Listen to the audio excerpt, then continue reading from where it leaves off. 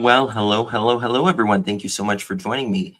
Tonight, we're talking about Jack and Lilly Sullivan, who vanished from their Pictou County and Nova Scotia home on May 2nd, 2025. Since then, there has been no sightings of where Jack and Lilly is to date, and we still don't have answers.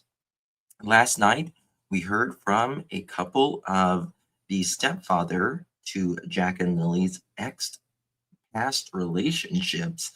And boy, did we learn a lot.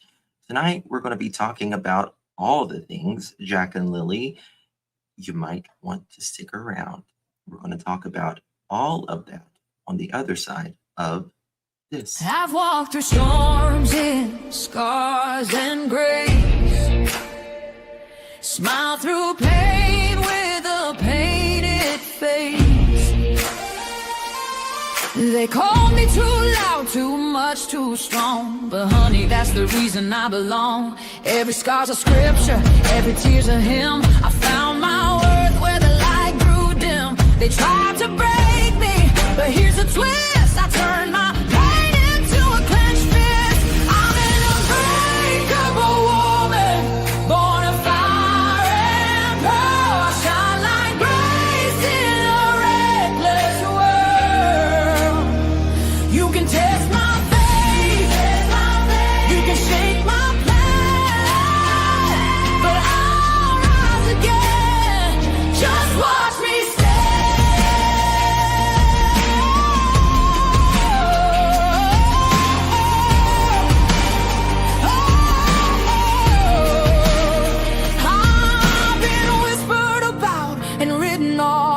judged by the gloss, not the cause. But God don't build weak hearts from gold. He made me fierce and he made me bold. I bend, I pray, I roar, I rise with mascara, tears and battle cries. Don't need your crown, I forge my own. From ashes, honey, I build my throne. I'm an unbreakable soul, dressed in truth and pearl. The fire don't scare me, it lights my world. You can doubt my voice, but you'll hear my name. I'm holy and hood, and I'm done with shame. For everyone called too much, too loud, too real. You're not to anything. You're exactly what power looks like. I'm an unbreakable soul, through the fight and flame. My scars are stories, my strength, my faith. Faith in my heart, fire in my curls, forever divine.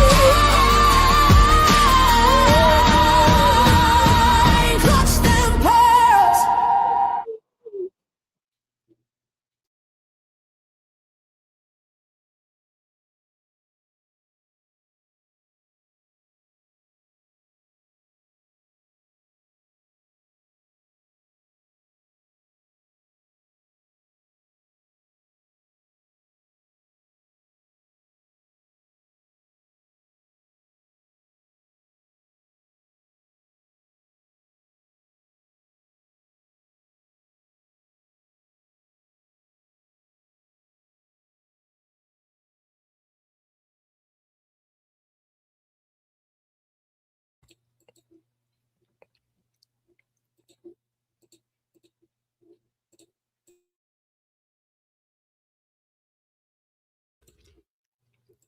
Well, hello, everyone.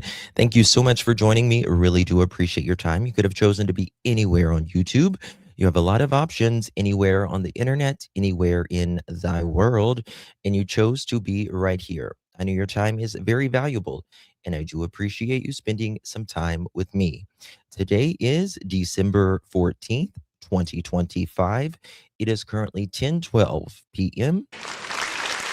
on the East Coast of the United States. Boy, woo. Hello, and hello, everyone. good to see you all. Hopefully, you all are warm wherever you are, unless you are in Australia, New Zealand, close to the equator, somewhere, you're probably cold right now. Maybe if you're in Arizona, you're not. South Texas, South Florida. Other than that, you're probably freezing like I am. Yeah. With the wind chill, it is negative 14 below zero right now. Isn't that grand? Good to see you all in beautiful chat, everyone. Guys, before we get started, if you don't mind, for my live chat and for my replay crew, how are you? Do me a big, big favor and please hit that thumbs up button. I would be so thankful. It's a way to help spread the word and share the live out for extra bonus points. Would really, really appreciate you. Is it your birthday, Miss Carol? Is it your birthday? Hello, Gypsy. Good to see you. Robin, Sherry, seriously, Connie Cruz, Robin, Groom. Good to see you, Miss Lee. Linda, Debbie, Joyce, Mallory, Patty Allen, Ramona, Lovely House, Scorpio, Susie 752, Peggy, Deborah to the Dixon 8757. Good to see you, girl. I know, Joyce, it is so freaking cold. Misty Moonlight, Debbie, good to see you. Amanda, good to see everyone up in here. I emailed you back a second ago, Miss Sassy. Good to see you, my dear. Is it Carol's birthday? 57. That's damn heat wave. We're getting another storm. We've had a storm here almost every other day. In 2.5 weeks, they've had 1 day of school. Yeah. 1 day. So yeah, it's miserable cold. Yeah. It's Carol's birthday. Everyone, say happy birthday to Mrs. Carol, our very own Miss Carol. We are certainly going to sing happy birthday.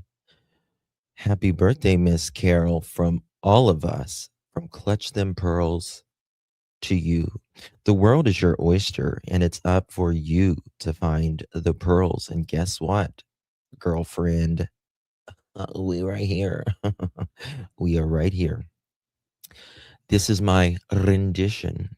Very, very bad rendition, but I do it and make an idiot out of myself for you guys, of me singing happy birthday, Mr. President, that the late, great Marilyn Monroe did to John Fitzgerald Kennedy.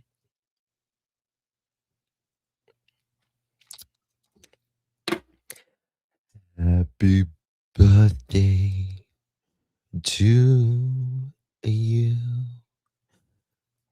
Happy birthday to you. Happy birthday, dear Carol. Happy birthday to you.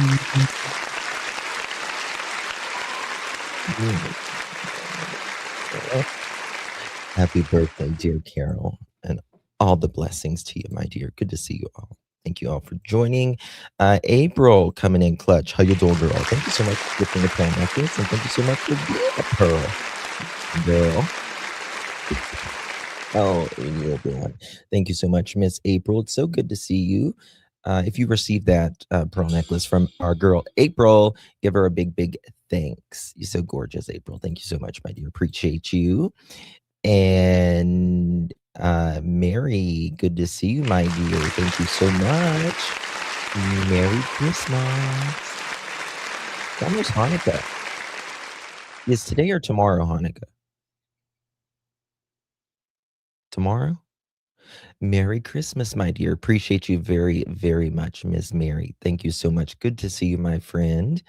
And Abigail coming in clutch at 4 months. Wow. Missed you. Life's been super busy. I know. It's just that time of year again. It's just that time of year again. Oh, you're funny, Charmaine. Thank you so much, my dear. Today is the first night. Okay. I knew it was today or tomorrow, but I couldn't remember. Happy Hanukkah, Merry Christmas, Happy Kwanzaa, Happy Merry, all of it to you. All the blessings to each and every one of you listening to this in the new year coming up as well. It's going to be 2026. Oh my goodness. Sad about the body victims, especially on the, yeah. Mhm. It really is. Hey, Fundiski, good to see you, my dear, as well. So last night we learned quite a bit about Mr. Mathtel. And, he was supposed to be, uh, what's the word? Ducking for, just getting out of the limelight. But that didn't last very long, did it? Didn't last very long because it's hard for someone like him to do something like that. Like, it just is because he needs to control the narrative or try to. Try to. Remember, even his most recent last girlfriend, uh, he didn't want her on YouTube, didn't want her on Facebook or any of that, right? Because God forbid she might use her brain and see what and how the case actually is and, think for herself, right? In my opinion, Daniel doesn't want anybody around him to use their brain, really. He wants them to just probably very similar to Malaya, stay in a locked up uh, trailer with, full of filth and all of that, and serve his needs. Yeah, it's exactly right. He can't, and, neither can Janie. Neither can Janie, because I know you're both watching. Hi, how are you? Good to see you. Um, he can't. He absolutely can't. Last night, I saw that he was in a chat room, of course, saying all the things, and we'll get into that here shortly. Um, unbelievable, unbelievable. Let me see some of these messages that we're going to review here before we get started. It was something about a stocking as well.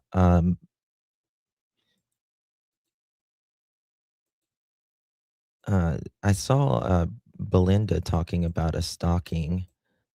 Uh, Belinda writes, Daniel, Cheryl said there was no stocking. Oh yeah, Janie's in the chat room. I'm gonna oh, believe me. Believe me, one thing. We're gonna talk about Miss Janie. Belinda says, Daniel, Cheryl said there was no stockings, right? There was no stockings. Um, why would I keep the stockings? He wrote. Um, I don't know. I guess Daniel, you're not expecting them to come home, right? Are you not expecting them to come home? Is that what that is? Just curious. Um, let me find it right here. And Look at what was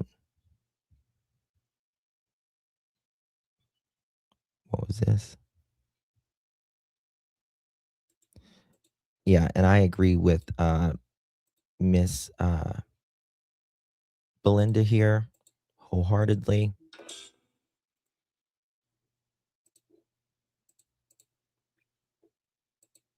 Wholeheartedly. Did they dispute it, or did they, this is talking about the cars at night. Did they dispute it, or did they say it couldn't be visually substantiated? Justin said in audio, and Brad gave statements, but it took police 8 days to get back to him. Again, go back with Mr. Mathtel, and I believe it's Justin. Justin spoke to the RCMP either the day of the kids went missing or the next day. And he said the exact way, Daniel, hey Kelly, good to see you, honey. The exact way that you sent me a Facebook message. This happened. And hold on. Yeah, I got some of the, thank you so much, my dear. Here we go. It's evident. And you know,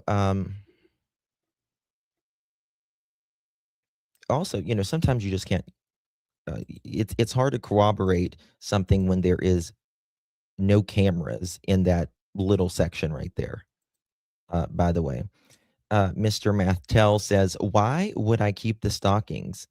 I had 50 on-camera interviews and almost 100 with investigators face-to-face with phone calls. Guess what, Daniel? Nobody else has had that many interviews. Why would they want to talk to you that much?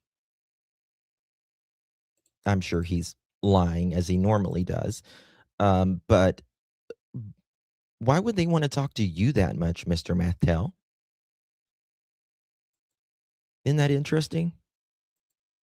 Yeah, that's what he says right here. Second one, I had 50 on-camera interviews and almost 100 with investigators face-to-face and phone calls. All right, Sherry. Oh my God. It's beyond, is what it is. It's beyond. He's absolutely unbelievable. I asked investigators if they wanted my phone again and additional polygraph exams, and they replied, Daniel, it's not necessary. Well, I mean, okay. I've asked to give you a polygraph. You want to take a polygraph? I told you we'll pay for it. You got to ask. We got to do certain questions, and with a certain polygraph. I'm attacked relentlessly. Why not defend myself? You know, and a lot of people are like, well, why this is why Malaya may not talk. This is why Malaya may not talk, because people are out here, you know, saying their opinion or whatever. Would you give a wooden nickel if your child was missing? Would you give a fucking wooden nickel? Come on now. Wouldn't give a wooden nickel. You don't like me? You don't like the what I did or what I didn't do? You know, this is my child. Guess what? The sooner we find them, the sooner it's all proven. That's right. That's exactly right. The sooner we find them, the sooner it's all proven. So help me find them, and then we can move on. If I don't talk, who will? Belinda, myself, Daphne, Charmaine, Sunny. I can go on. Dr. Vana. Then a lot of other creators, right? By the way, Janie, you are, see, Dr. Vana is a doctor, right? And 1 second, y'all.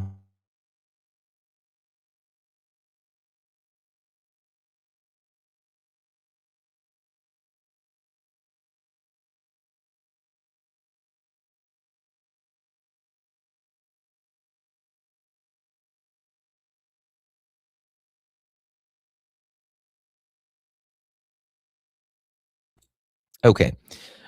So sorry about that. I want the people who talk. I want the people who know something, anything to talk. Yeah. Or just maybe just something consistent. Right? Oh, you got a new laptop, Cal. It's hard getting used to it, isn't it? It really is. Media outlets want views. That's what you should be praying for. That's exactly what you should be praying for, Daniel, is views. Because every single person who sees, hears, knows about Jack and Lilly is a positive thing. Right? Right. That's kind of the whole point of it. Miss Janie, like mother, like son, right? A lot of YouTubers on here to make fun of me, like Daphne and Justin, and then she turns around and yells at me to go get my heart checked. I say you are a you know what. Well, fuck me. Goodness gracious. Oh, Lord. Get your heart checked, okay? Stop with the washer spinner and go get your heart checked. That's all we're telling you. Goodness gracious. Lord have mercy. Last time I had a pap smear, the doctor needed rubber gloves and an oyster shucker. That's the last time I went to the doctor. But, you know, that's just the way it is. And it's the way it is. Daniel said he had to go down the street for something. He went down a one-way street. Came back with the woman. I didn't like her. I didn't like her one bit. Okay. Okay. Now, this is my rendition. Here comes Methy Claus. Here comes Methy Claus right down Methy Lane.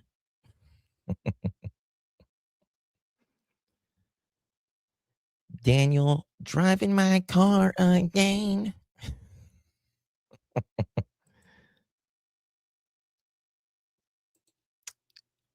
Who's that, Mary? Stand. Oh, gotcha. I got what you're saying. Okay. Menthol. Yes. Yes. Daniel, he picked up his new girlfriend. Her name is Methany. And he seems to love her. He really does. He loves Methany quite a bit. I'm just saying. But you know, I told him they're not coming to the trailer. Methany is not coming to the fucking trailer anymore. That's all I gotta tell you. Okay? Told him. I said, I allowed you to bring Malaya, but you're not bringing Methany. I'm done with it. And her friend Crystal. Oh my God. She's even worse than Methany. I said, Crystal, Methany, get out of here. I don't want you around my son. Okay? God. Okay. Methany will go missing if she goes in. Yeah. Methany and Crystal.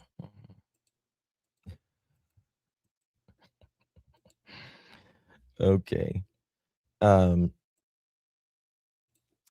know what?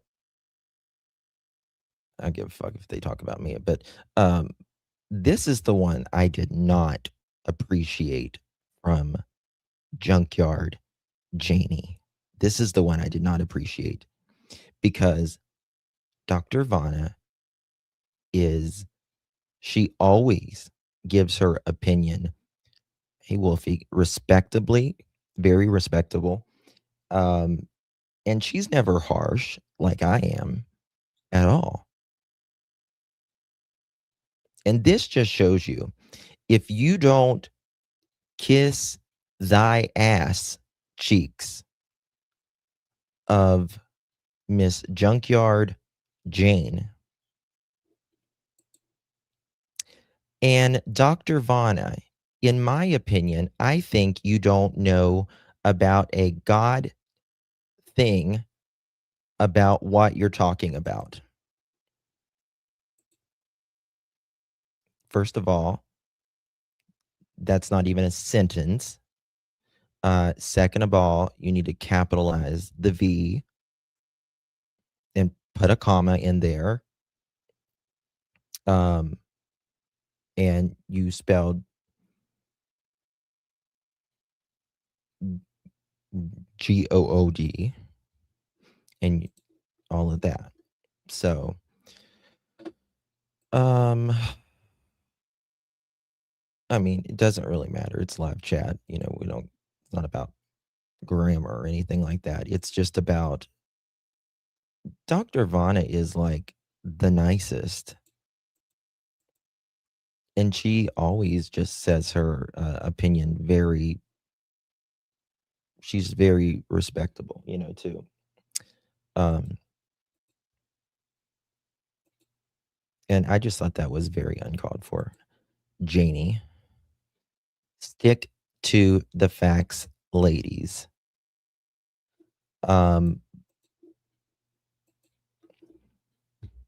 Well, the facts are, this is the facts. If you look at Daniel and Malaya statistically, right? Together, been in multiple relationships for their age, had a child together, financial problems at the time of the children going missing, CPS right before the children went missing. The teachers and all of them were concerned about Jack and Lilly because they were having bruises on them, your words, frequently, all the time, and missing nearly a third of the school year. All of these things, and math everywhere around Mr. Mathtel. Kids filthy, didn't have coats at times. All of that. Statistics say you are at a higher rate of something happening to the children. It just is what it is. There you go, Janie. There you go. Okay. I agree, ZY. I agree. I think that was just why am I so angry? Be in Y shoes and see how you feel. Okay. I get the feeling that you've always been angry. I get that feeling. That's the feeling I get. I don't think it's just this, in my opinion.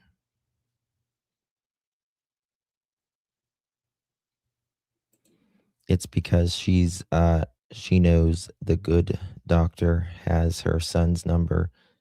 That's her real issue. Well, this is the thing. When you you know, ask a question like, Justin needs to make a video where Daniel is dressed like Cousin Eddie from Christmas Vacation. Maybe. You never know. I think, hey, Dr. Vana, I think that was like, maybe like you can read Daniel. Maybe I think that's what I meant. But the amount of dissing was done by him was disrespectful. It is. It was. I mean, I don't care if he fires at me or anything because, I hand it right back to him. But don't go to Dr. Vana. You know something, Dr. Vana? I just thought of something. Because I just said Dr. Vana. It's like Narvana. You ever think of that? Okay, sorry. That was an intrusive thought. That was an intrusive thought. Yeah. Okay. Moving on here. Let's see here. Let's see what we got here today. Did you say anything? No, but I love Nirvana. Yeah, I do too. I do too. Here's some of, let me see if I can pull this up in time. Got so much. 1 second so I can sort these out. Okay. All right. This was one of the former RCMP talking about Jack and Lilly's case in an article. They could have gone into the water features if water features are a possibility, and criminal scenario is also a scenario. All these things have to be considered. Usually, the next thing is once you know the age group, is we can look at some basic statistics, like how far do a 4 and a 6-year-old typically go when they get lost? Half of 4 to 6-year-olds are going to be found within a half of a kilometer away. And that's maximum, by the way. That's maximum. You've also got to take into account how cold it was, the weather it was, and go back to what Malaya and Daniel both said. What would Jack and Lilly do? What was the first thing that they would do if they would get cold and wet? They would go back into the house, right? It was cold, wet, or damp at that time, right? Oh, Dr. Vana not feeling good? I'm sorry, Dr. Vaughn. Hope you feel better, hon. Yep, they would go inside. Yep, yep, yep, yep, exactly. Okay. That's exactly right, April.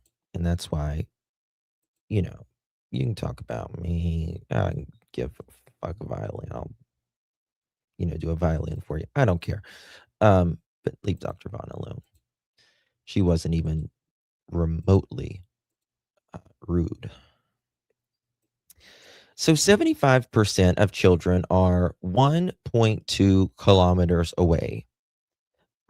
If you want to go far enough to find 95%, then there's a dramatic jump because you're now starting to get into the more outliers. And that number is 6.6 kilometers away, which drastically increases the search area. And what about the forest conditions? This area has really dense underbrush and fallen trees. And it's almost like you can't even see through the forest when they're trying to look. How could that set kids back in terms as far as they can go?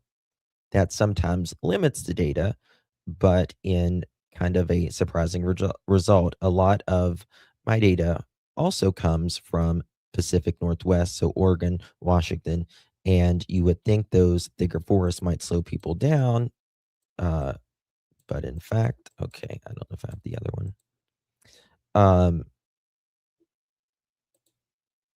There's no possible,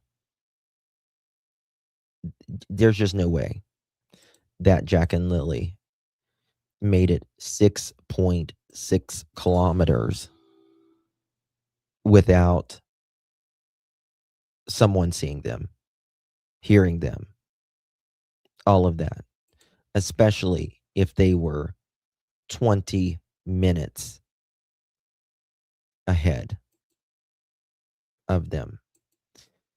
And I always say that 20 minutes, that also includes the last time they heard them, right?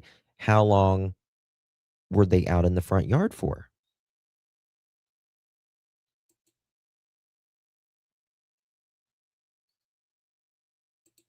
What? Chat saying Janie heard a woman escort them off the property between 8:30 and 9 a.m. Has Janie confirmed this? I have not heard that. I have not heard that. Has anyone else heard that? Yeah, zero, zilch. I'm just waiting to see what you guys say about that. Yeah. Yeah. I don't know who originally put that in chat, but that's not true at all. Now,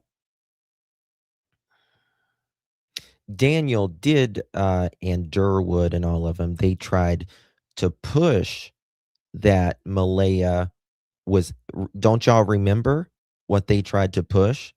Malaya was out there with a vehicle and she comes back. Do y'all remember that? Don't y'all remember that?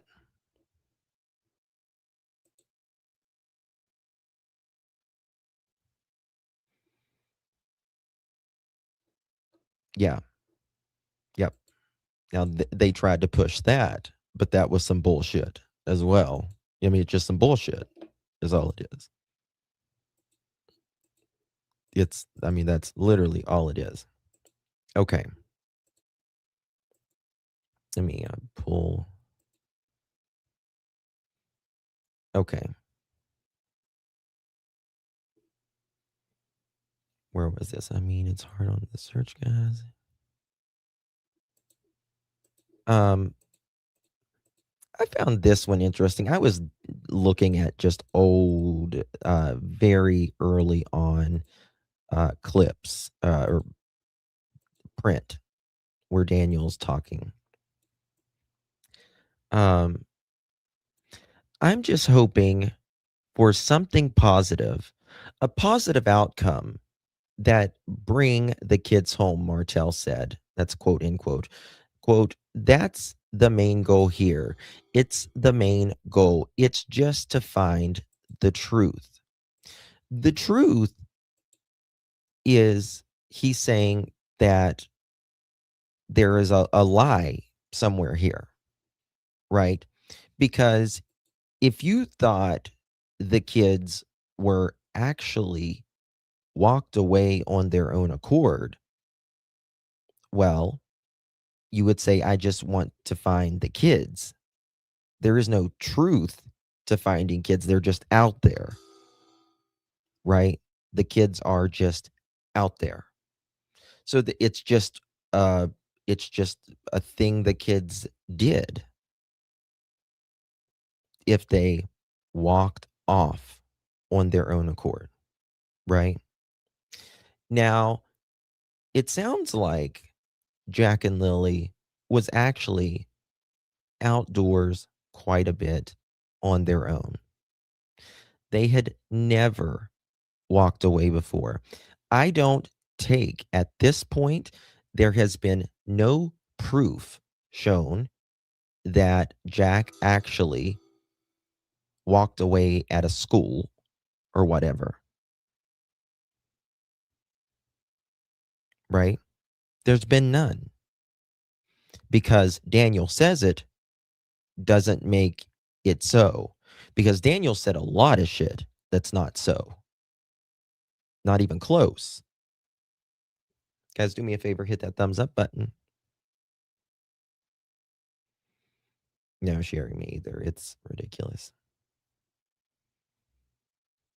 So the question was asked early on with Daniel and Malay. Has the children gone anywhere ever? No. Mm-mm. Mm-mm. No, they're not the type of kids to do that. Kelly, I don't either. I mean, again, the only person that said that is Daniel, and we know how Daniel is. Right?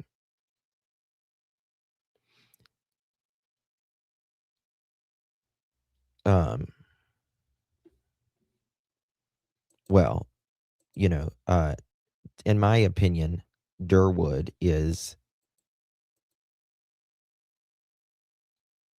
the biggest crony for misinformation out there.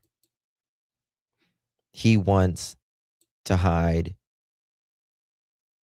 narratives of things that don't even remotely make sense. He doesn't even know what a fucking timeline is.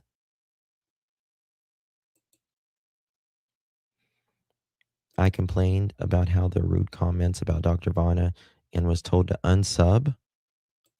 Oh my goodness.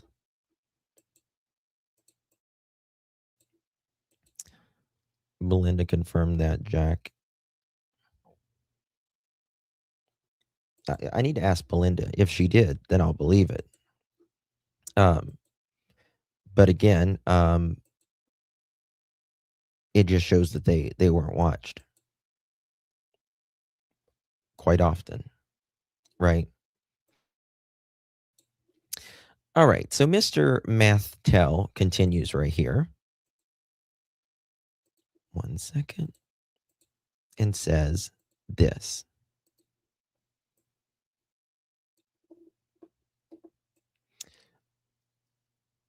Quote, it's hard on everyone. It's hard on me. It's amazing how he puts himself first, right? It's hard on Malaya, the children's mother. It's hard on the families, he said. End quote. Quote, I mean, it's hard. It's been hard on search and rescue guys because they don't want to feel like they're failing us for not finding anything. I find that interesting, him saying that. Justin, talk louder. Hubby is snoring.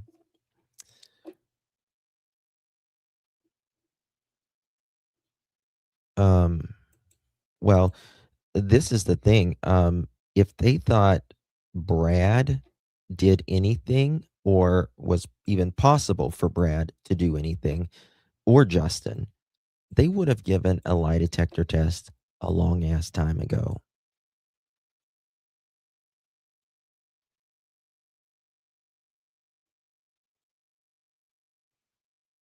No, sorry, Dr. V.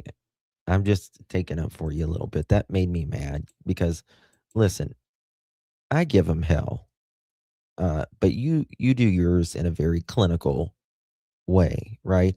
I do mine with some humor and there can be some disrespect in that or whatever, but like you are not hard whatsoever. And I just thought that was uncool. So that's just my opinion though. Okay. So there's that.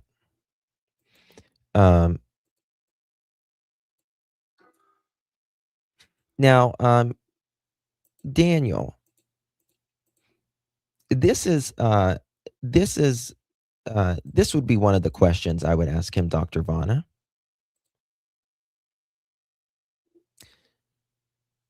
In the interview, one of the interviews, Mr. Mattel says, I still remember I sat on the bed. I gave Malaya a hug and everything. And then I literally passed out cold because I was so tired. Okay, sorry. This is the next day. I apologize. That wasn't the one I was wanting to show you. Okay. Hold on one second.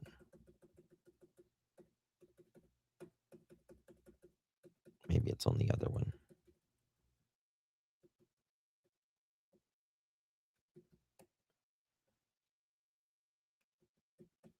Bear with me. Yeah, it's got to be on the other one. I love you all here. If you ask me for love, please, that would be great. That would be great. That would be great. Okay. One of the statements Malaya said is she heard the kids in the bedroom up till about 9:40 in the morning. 9:40 in the morning. But remember, the radio says the parents last seen the kids at about 8:00. Janie says she heard them outside that morning before Daniel started yelling. Daniel says he told the police he noticed that they were missing around 9:45. Right? Now, Janie says she heard them playing outside in the morning, then heard Daniel calling them. Malaya's version puts them inside the house the entire time. Malaya doesn't talk about the Janie much or the kids going outside much. She'll just say they might have got out the back door, right? One of those might have got out of the back door. Okay. Let me find it. Let me find it, guys. 1 second. Okay.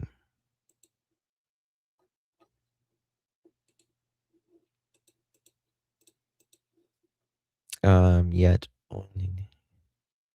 said he knew she wanted to leave, but she decided to stay in the same breath as saying Durwood was a smart man for not getting involved. He knew. Oh, you're welcome, Gypsy Flo. What do you mean Malaya wanted to leave? I mean, Malaya was trying to leave back in January, right? They rented her a U-Haul. I don't understand this. I mean, I don't personally understand this whole thing of, did Malaya want to leave or not? Did Malaya want to leave or not? So, from the way I understand it, and I believe it's in the documents of when the CPS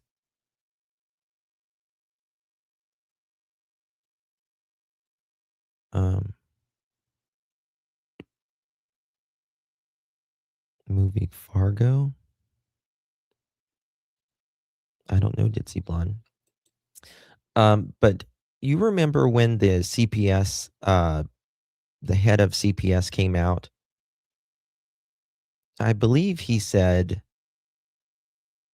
I could be wrong on this, don't quote me, but it seems like I remember him saying that RCMP contacted them about Lilly being in the home, because CPS was there really quickly, really quickly.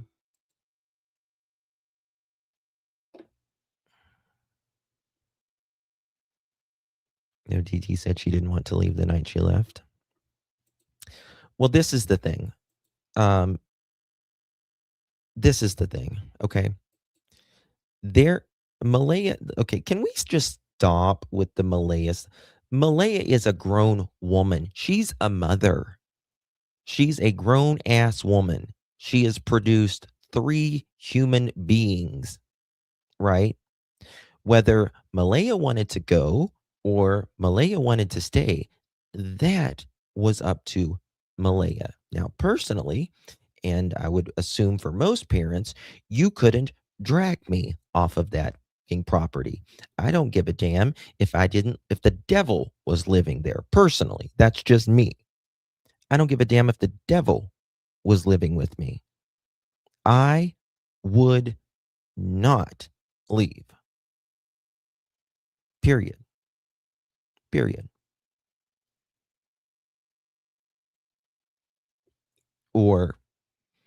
But I will say this. Not Janie, hell no. Cindy had Meadow. They gave Cindy Meadow. Now, Malaya supposedly took Meadow alone, and she wasn't supposed to have her alone, right? And I think Cindy called and said, Malaya's got Meadow. What do I do here, right? And they ended up taking Meadow from both of them, more or less. But for a mother, a father, step parent, caregiver that lives in the same home, there's just no way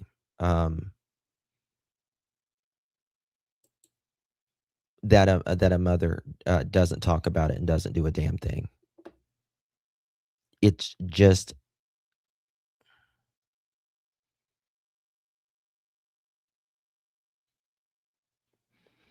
my mom would, yeah.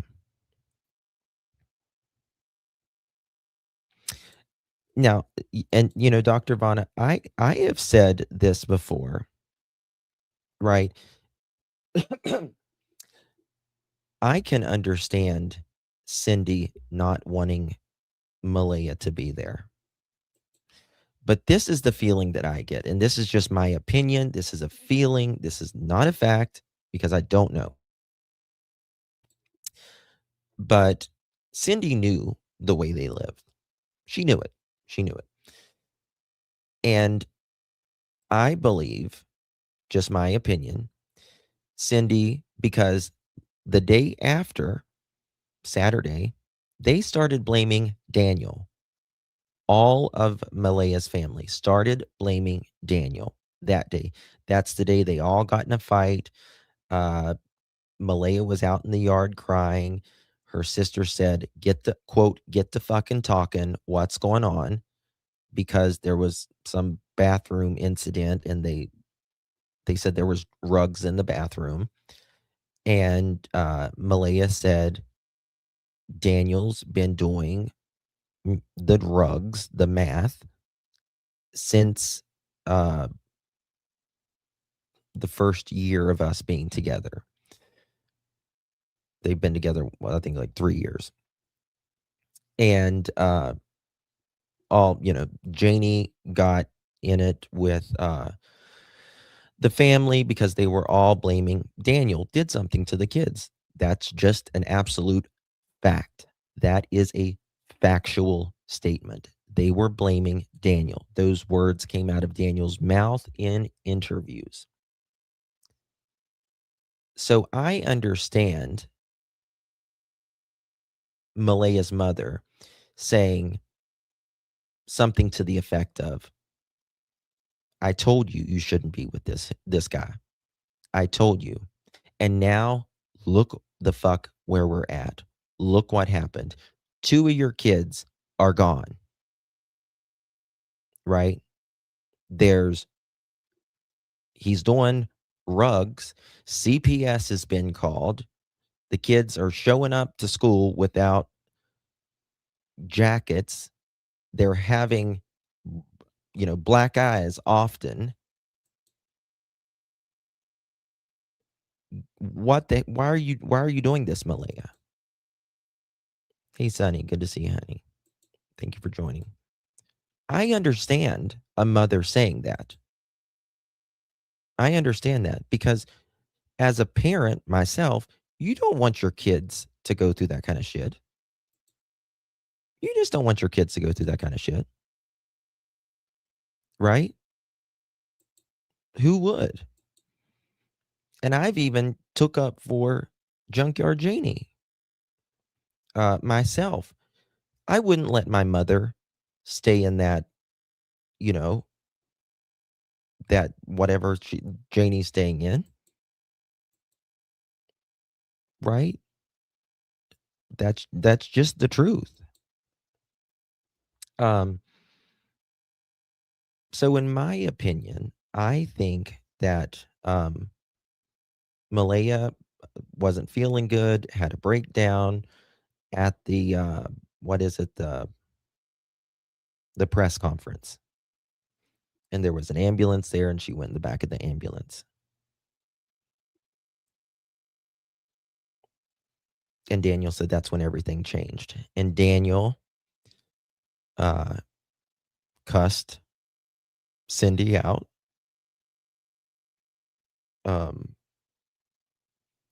Malaya got Meadow and they left. Right? But I don't subscribe to the notion that, the reason Malaya isn't speaking is because people think this and this and this. I don't. Because you should love your kids more than any other thing, more than any other what you consider hate or dislike or whatever. It's all about the kids.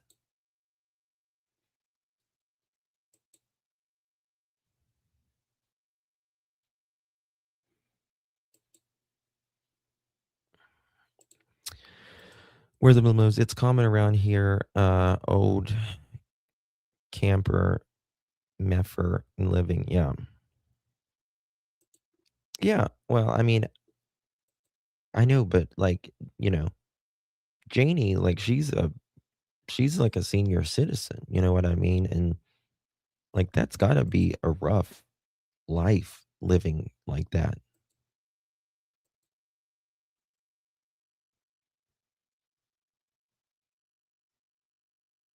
Of course, Dr. Vana. Absolutely. I completely understand. Completely. I missed your other messages, but I'll go back and see them. I'm 41 and never had a black eye. I've never had a black eye either. And for a 4-year-old, right?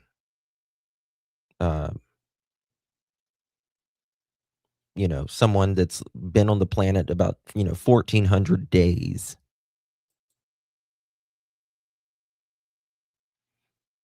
Having black eyes and bruises, that is common. Whenever no, I don't believe it. I don't believe a kid is that clumsy to do anything like that. Kelly, thank you so much, my dear, for picking up on that. Appreciate you, my dear. You received that pearl necklace. Make sure you give our dear Kelly a big, big thank you. Right. That's the thing, Dr. Vaughn. And that's why I get that. That's why I understand. I get that. Then that's why I kind of said that, because that's for sure. That's for sure. Every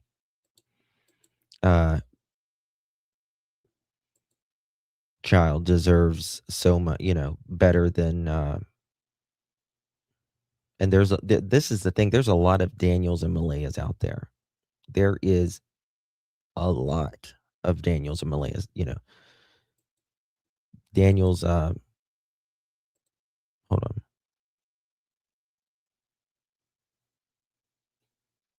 Who? I just got some news in. 1 second.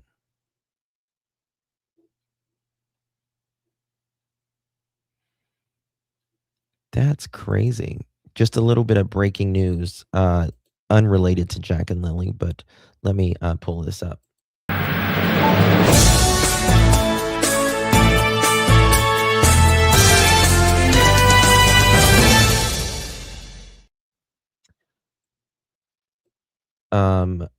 Robert, how do you pronounce it? I can't say it. I never. Reiner. I can't say it hardly.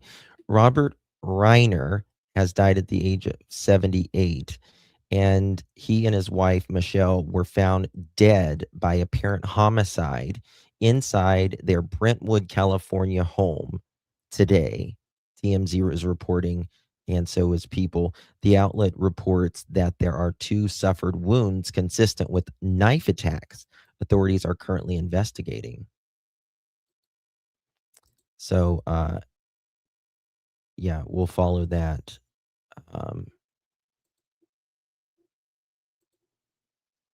That's crazy. That's very crazy. Yeah, he played on All in the Family with Archie. That's such a good show. Archie. Yeah. So just wanted to give you guys that breaking news on that. Math head Michelle. Well, 1 second. Yeah. Okay. Let's get to it. Let me get to it. There we go. Okay. Let's pull it down here. It's really sad. I don't know. The world's crazy. It's probably someone that came in and did something really, really bad. I mean, I can't imagine them being like, like into, bad stuff at their age. Right? Okay. moving forward. All right. Now, Daniel said with his very own words, and I told you I heard it differently the other day. He says the RCMP says that two of the RCMP officers, the dogs, said that we think you did something to the kids Thursday night into Friday morning. We think you did something to the kids Thursday night into Friday morning. And again, what is going to make the RCMP think that? There has to be something, in my opinion, for them to think that, right? Daniel was very, very frustrated and shook up after that meeting with the dog handlers that day,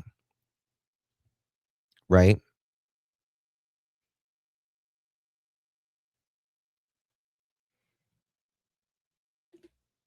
What are y'all talking about in chat? Juicy as from Laverne and Shirley?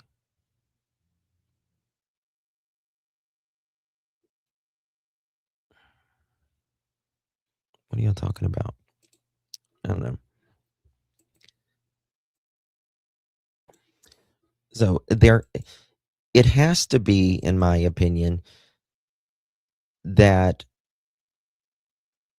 the RCMP, in my opinion, has something to substantiate that they're not telling us.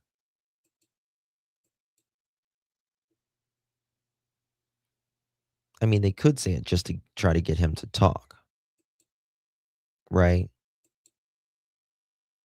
But I don't think that's enough. I don't think that's enough. Because if you go, again, if you look at what Justin the neighbor says, he was the I think he's the first one that spoke to the RCMP on day 1 or day 2. He tells the exact route that he heard, he says, Daniel's car, right? During this same, in the documents, during the same, around the same time, Daniel says the route that he took, and it is virtually the same way as what Daniel said he took. The time and the dates, well, the day is, just the time is different, is what it is.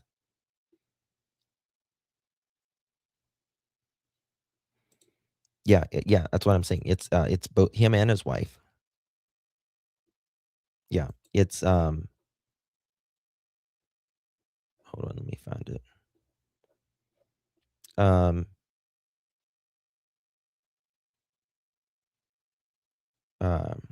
Michelle. It was him and Michelle, the wife. That's what it was. Dan pretending to have a blackout. Well, yeah, I find it very interesting how he, in my opinion, right? But like Dr. Vanna and I was talking the other night, Sonny. If, for instance, like obviously they spoke to Daniel and Malaya very quickly and said, okay, tell us about what happened. the night before and, what happened during this morning. They did that Friday, the same day the kids went missing. How can you not remember last night? Normal day or not? Normal day or not? How the can you not remember the night before? But he can remember everything that might paint him in a better light, but something that can incriminate this mother chicken. Can't remember that.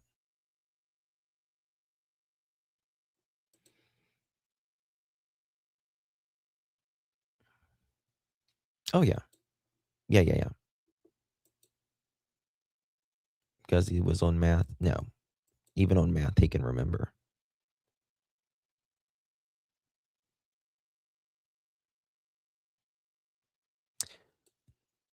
Well, Dr. Vana, I've got a message from him. I can probably pull it up. I don't know if I still have it here.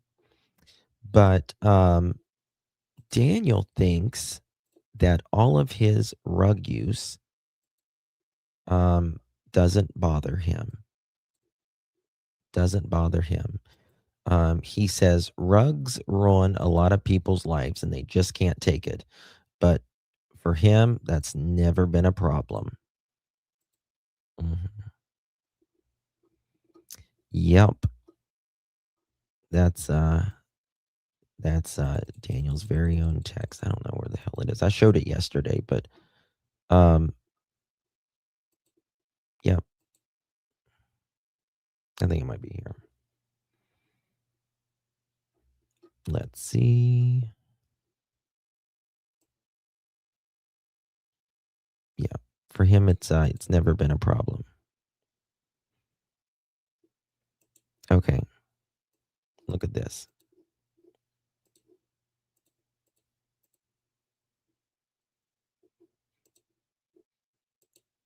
Because he's super Daniel. He's super meth tell. Him and his girlfriend, Methany, they go hand in hand, right? Mr. Mattel says here, I'll let you in on something that I've done many rugs, but my brain can handle it. There's individuals out there that get destroyed by rugs and lose their perspective on life. And then he says, no, babe, I did math every day for many years. Right? Mm. Yeah. Yeah. So it doesn't bother the math tell. Malia told family she woke up around 12 and Daniel was in the bathroom doing math.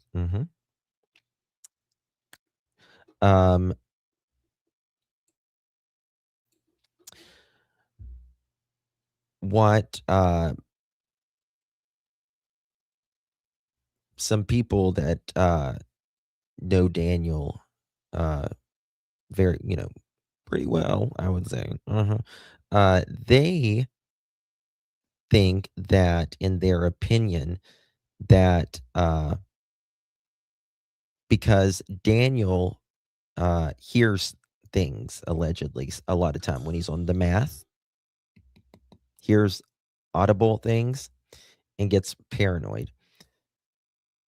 But they say that they think Daniel was doing the math that night and he lost his shit. Right? She woke up at Thursday night going into Friday morning. She woke up at midnight. Daniel claims he was under the trailer with the handler. He was. The guy was too big to get under there. Oh, yeah. Hey, Magdalena. Good to see you, my dear. Thank you so much. Appreciate you. Let's see you. Now, Brennan, by their son, Nick Reiner, who struggled with drug addiction and periods of homelessness. Ooh. It just goes hand in hand, y'all. It just goes hand in hand, especially math. Math is one you just don't want to fuck with. Okay, let's keep that out of there, kitty. But did Malaya wake up at the same time Daniel turned on the lights in Jack and Lilly's room? Because there's nothing that you can believe that Daniel says, or either of them for that matter. So who knows where the truth lies, because their timeline makes no sense because it's nonsense. Janie's watching. She's always watching. So is Daniel. They've got to control their narrative. If the one rug that destroys prefrontal cortex, making it much harder to stay. Yeah. And some people, you know, they never come back. They just never come back from what they did, right? Like, it's just permanent. That's really sad. It is demonic, Brandy and Indy. It is demonic to think that, you know, you're talking about freaking Drano.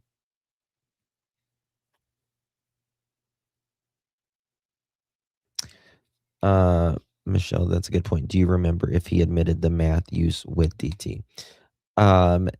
Daniel has said that he has done rugs. Actually, hold on. Where is that interview that Daniel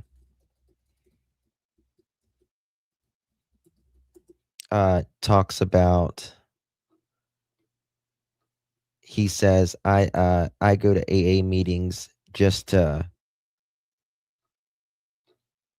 keep the bullshit. He calls it bullshit. That's his words.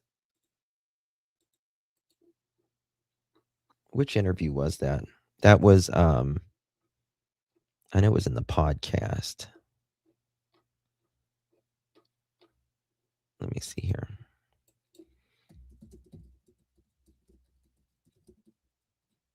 Let's see here. Here we go. Let me show you this. Here, Dr. Vana. Listen to it from his own mouth.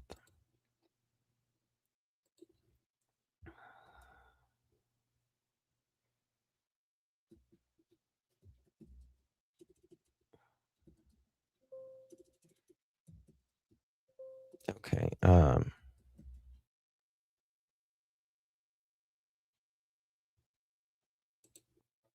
This is from the Reporter. You need to listen to this one, Dr. Vana. This is this is filled with, this is from the Globe and Mail. Of contact with Daniel, and the two have broken up. She's changed her Facebook status to single, and she has not come back to the community.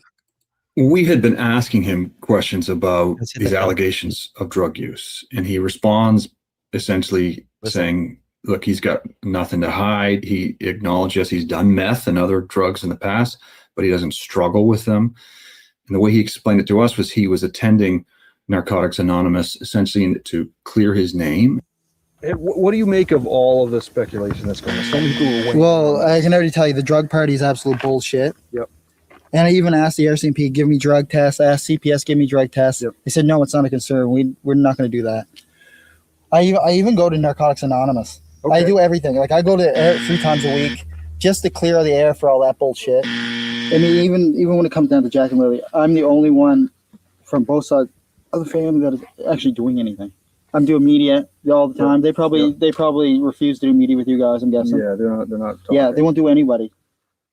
We learned through our reporting that Nova Scotia's Child Protection Office had been contacted by the kids' school out of concern about the way they were showing up at school. We don't know the specific details of what the concern was that prompted that call, but we do know that that caused a child protection worker to go to the children's house and interview their parents. And this was in the months before their disappearance. I was looking through the Facebook page of the children's school to understand what their school life was like. I was really just curious about the types of things they did at school and, you know, what their lives were like there. And I came across a photo of Jack with a black eye. And so that photo was dated December 13th, 2024. It was 5 months before he and Lilly disappeared. I asked Daniel how Jack received the black eye in December, and he didn't respond. But in private Facebook messages that were shared with me, he acknowledged that Jack had many black eyes. He said Lilly even had a black eye when Jack and Lilly disappeared from an incident that happened on May 1st, the day before the children went missing. He said a Tonka truck that she pushed down on swung up and hit her in the face. We know that Scott Armstrong, Nova Scotia's minister responsible for child welfare, has looked into this case. He will not discuss the specifics of it, but he says he's cooperating with the police. And if there will be a time when we can question how the system responded, Okay. Thank you so much, Cuff. You good to see you, baby. My son was oh God. And he hallucinated for 8 months. Visual and auditory after getting clean. He still struggled. I am so sorry, Cuff you. But please, would you just tell him we are all rooting for him? Because I've seen a lot of addicts, and math is one that is really hard. And he's done 8 months clean, and God bless him. Honestly.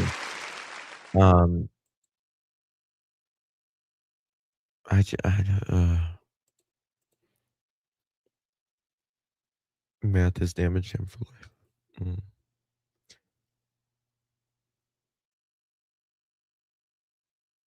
Oh my God, that is so kind of fast sharing.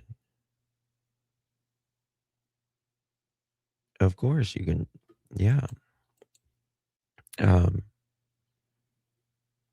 One of my a girl that I knew I went to school with, she did math one time.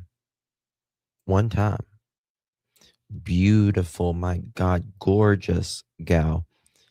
And now she like walks around town and like she'll just stay in the road and stuff.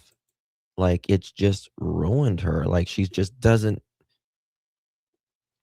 process, things now. But just let him know that we are so proud of him. And I've shared my struggle. It's been 11 years for me. I had a surgery. I knew the doctor. I asked he gave me pain pills. Well, I didn't ask. He gave me pain pills after my surgery. And then I knew him. And he was very lenient with me. And it was 6 months of my life that, I can't imagine, I've never bought a street rug in my life. I've never done a street rug other than like smoke marijuana twice, and it gave me anxiety from hell, and I'll never do it again. So, but, you know, I can relate. Because that's the hardest thing that I ever did in my life was get my shit together. That 6 months of my life. And yeah, so I can't imagine what he's went through.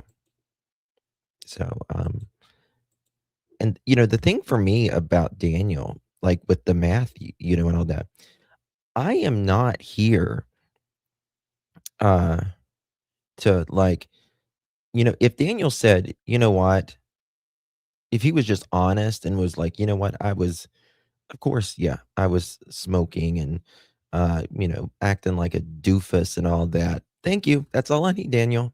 That's all I need.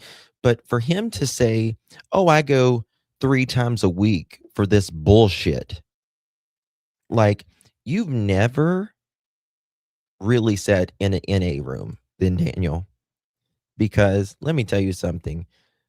People go to NA meetings multiple times a day, right? They go multiple times a day because they are fighting to stay alive.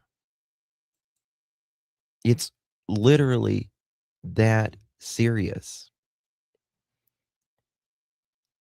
And it's far from bullshit. Oh, Dr. Vanna, I live in the most overdosed state in the United States. Right? So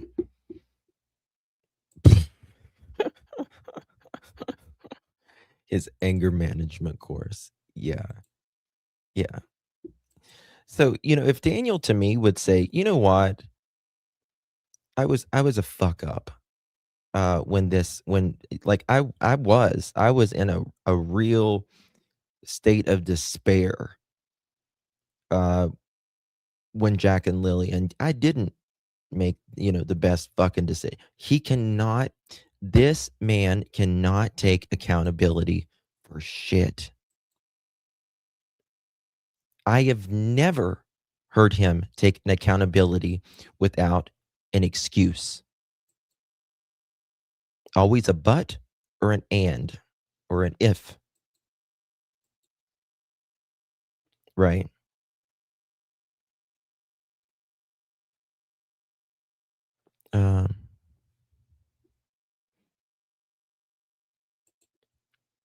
We already knew.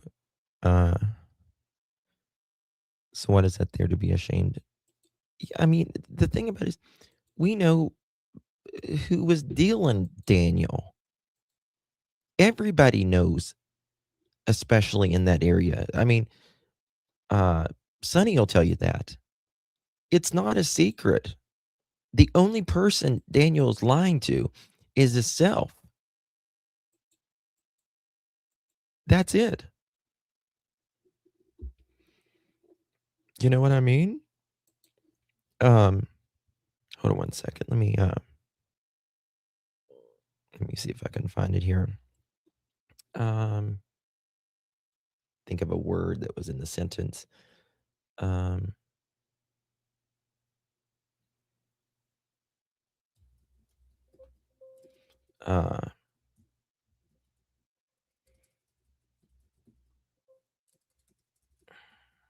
Oh shit, I gotta go out. That's why it's not doing it. Damn. Let me find this right here.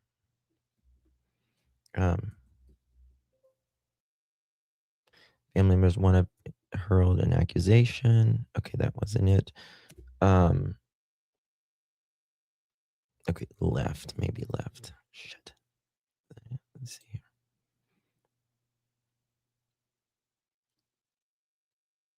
Okay, maybe it's. Let me see if this is the part. Bear with me. First day I met him, and I also learned that his mother, okay, this might be it. Janie McKenzie, kicked Malaya's family members off the property. After that point, at a briefing, a police update that Daniel and Malaya attended together, Malaya left the briefing in tears, and when Daniel tried to speak to her alone, her mother would not let him. And that there was also an altercation there that was. Rest in peace, Amy Winehouse. I love Amy Winehouse. One of my sisters looks so much like Amy Winehouse. It's not even funny. Like, she could be Amy Winehouse's fucking twin. And I love Amy. Resulted in Malaya leaving with her mother, cutting off contact with Daniel, and the two have broken up. She's changed her Facebook status to single, and she has not come back to the community. We had been asking him questions about these allegations of drug use, and he responds essentially saying, crap. Where does, isn't this the interview where the interviewer says, Daniel says after Malaya left, she was going to blame everything on me?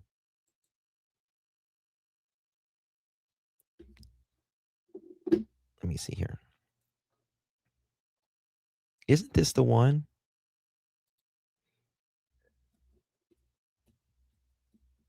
Okay. God, it said so many times.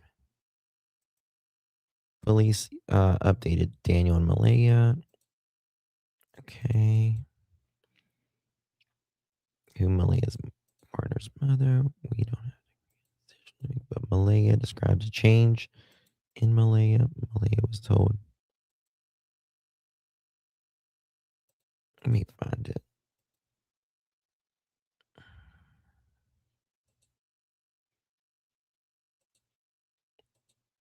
Let's see here. I'm pretty sure this is it. You can't force people to talk. You know, you should be able to find Malaya. Some of Malaya as a child. Yeah, the list.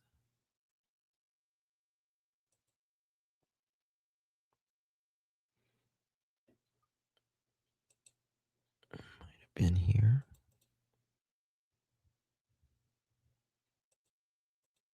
Oh, shit.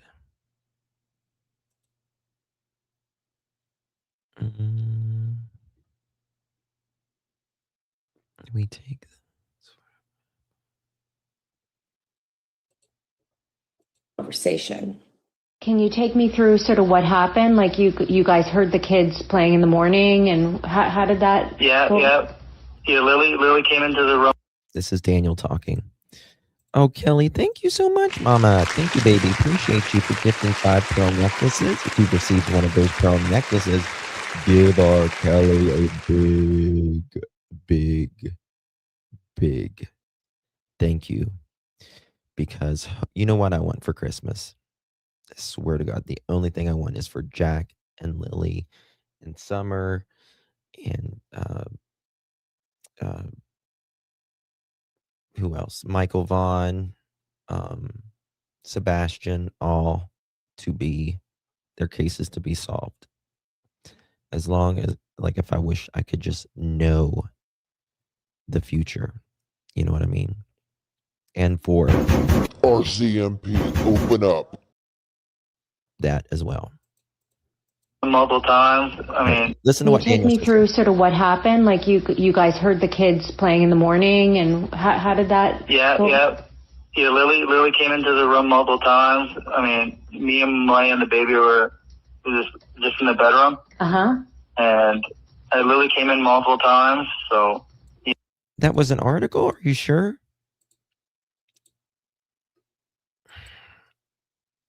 It said somewhere too. I seen her that morning, and Jack was out playing in the kitchen, I'm guessing, and they slid open the back sliding door.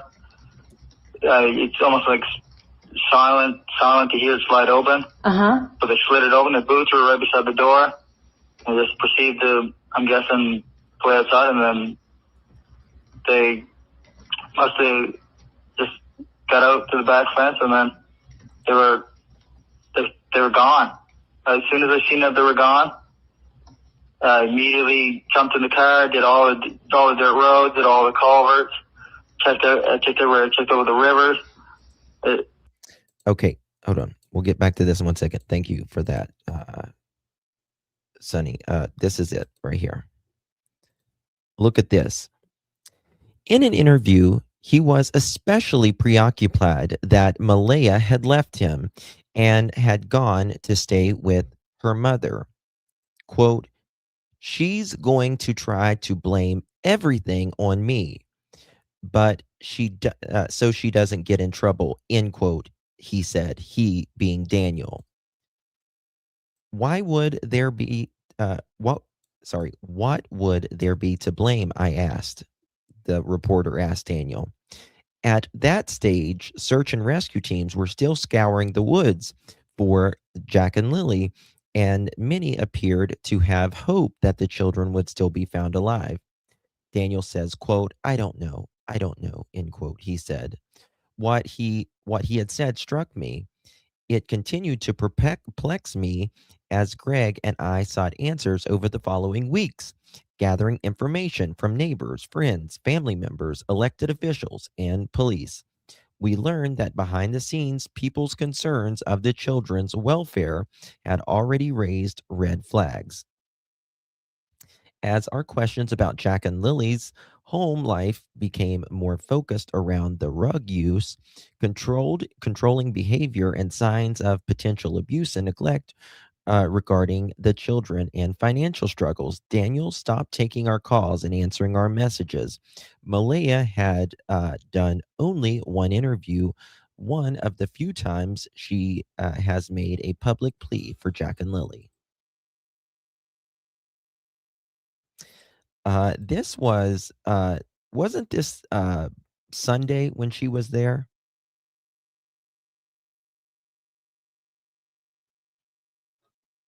It was just a day or two after the kids had vanished. Just a day or two after the kids had vanished.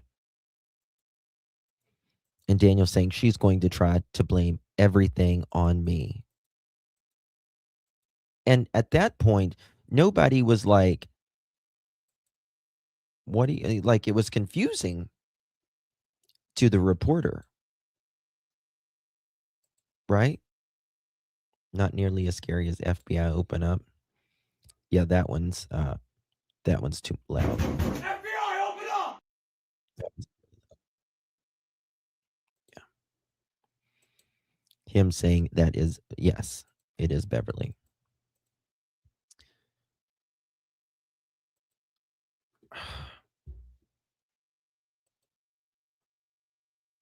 I swear it's on audio somewhere. God, there's so much stuff. It's just crazy. Streams, I did everything. I did. Anywhere the vehicle could take me, I did. Yeah. And then as soon as I got back home, like 10 minutes later, I immediately... What do you say? The road, did all the culverts, checked everywhere, checked over the rivers, the streams, I did everything. I did. Anywhere the vehicle could take me, I did.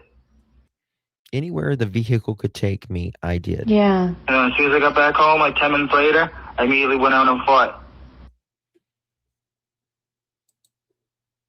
Now, how the hell are you going to check rivers, culverts, and streams and all of this shit in 10 minutes? And then he tells reporters he goes and he checks 20 or 30 acres on his... So the officers got here. What were the conditions like in the woods when you were running? The conditions are thick. My cousin said that she talked to some searchers, and they said they've been over on 500 different searches, and this is one of the hardest ones I've ever seen. What makes it so difficult? Is it the thick woods, or what is it? Very thick woods, terrain, elevation throughout the terrain. I think he's so high here. Yes. Yep, you just took the words out of my mouth. He sounds so fucking high here that he can't even speak. Thank you, Charmaine.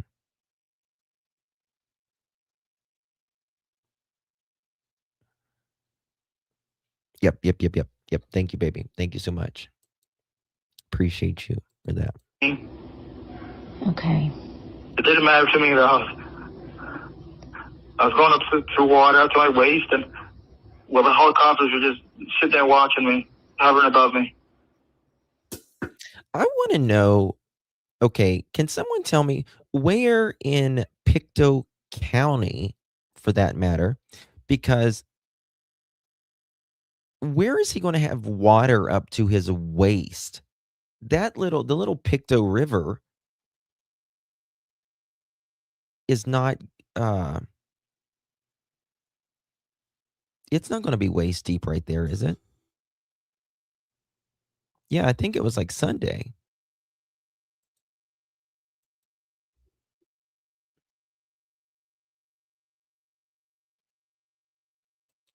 I don't know. He might have been coming off as well.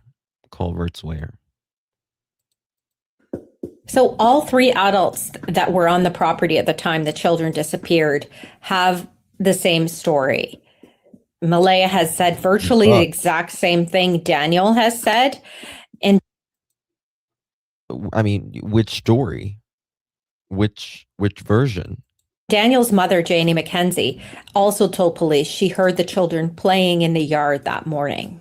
So police essentially began a massive search and rescue operation initially. Within the next following days, hundreds of people were brought to this part of Pictou County and began searching the forest. It's a densely wooded area with a lot of mine shafts. It's abandoned mines. Difficult searching. Daniel, you are a mind shaft, M-I-N-D shaft.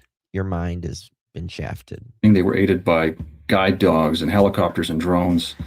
A lot of people scanning out in a grid around the home. Found no trace of the kids. And then we learned that the day after the children were reported missing, that the RCMP's major crime unit was brought in to take on the case. Yeah, the day fucking. One thing the RCMP are emphasizing is that all options are part of their investigation right now. It is a missing persons case. It remains a missing persons case, which can pivot to a criminal investigation.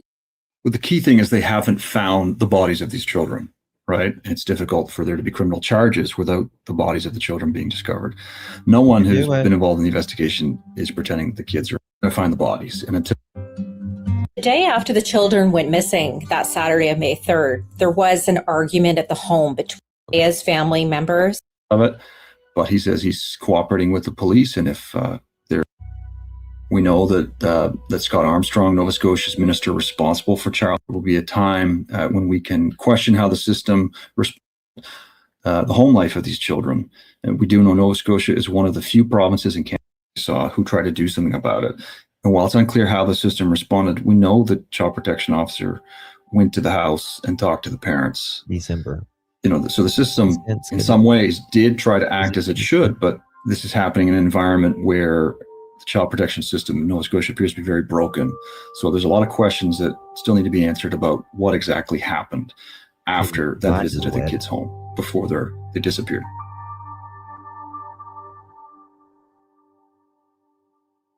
Well, 4.5 months later, after Jack and Lilly disappeared, the country is baffled, and frankly, the online community is obsessed with what happened to Jack and Lilly. Yeah, I mean, everyone knows.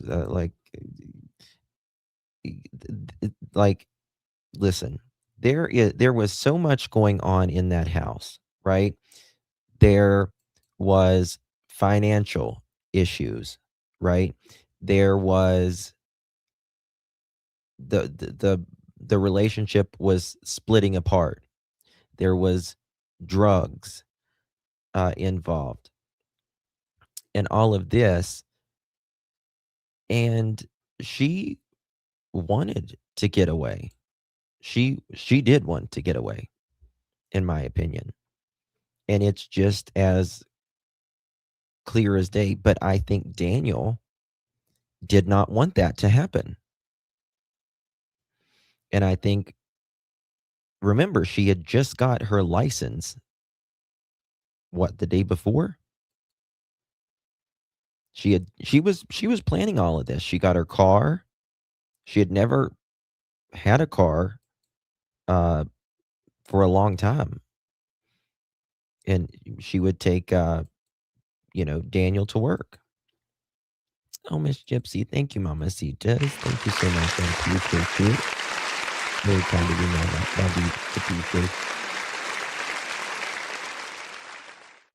Thank you so much, my love. Appreciate you. If you received one of those, give our Gypsy a big, big thank you. Really do appreciate you, my love. Thank you so very much. Merry Christmas to you and yours, honey. Thank you. Hey, Fundaski, good to see you. There are so many conspiracy theories. There are a lot of theories as well, based on some of the facts, some of the interviews that have been out there. And all of it has just led to this voracious demand. Martel, for instance, has been followed and, videoed, had a conversation with Wade Paris, who is Malaya's mother's partner. For many YouTubers who have dedicated their driving around, looking at, the so-called crime scene or and where the bodies. I get that every day. I can show you guys, and it's absolutely disturbing what people say. People are sending you Facebook messages? Yeah, constantly. I'm sorry, Dan. Constantly. I just ignore them. Oh, Sonny. What do you? Did you see the message Daniel wrote last night? Well, he didn't write it last night, but I showed last night about how he said he was going. Oh my God. Ugh. How he said, "Hey, YouTuber, American Justice, good to see you." Oh, it's bad. It is so bad. It is so bad. Hold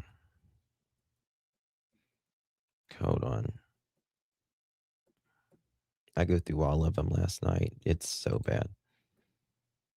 We knew that Daniel said he wanted to R the one girlfriend, but we didn't see this message at all.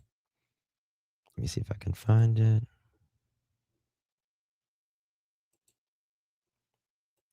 Just trigger. Warning. If you're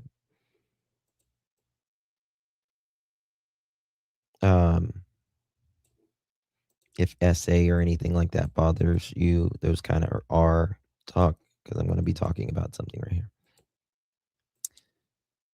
Hey, babe, tomorrow, if you fall asleep, I'm just going to have my way with you. Sweet dreams, babe. I can't believe I'm going to say this, but I'm going to see you inside you tomorrow after RAPING you. So I'll be riding you clothes off and forcing your legs apart to buy my hard COCA inside. If you scream or beg me to stop, I'm just going to FUCK you harder. Don't picture that. Yep.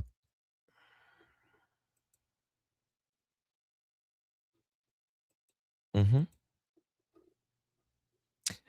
What's what's weird? I mean, all of that's weird to me, but what if Dr. Vanna is in here? I would like to hear. I mean, she can't diagnose or anything. I'm not asking her to. I want to make that clear. But what's interesting to me is he wants to do it while she's asleep.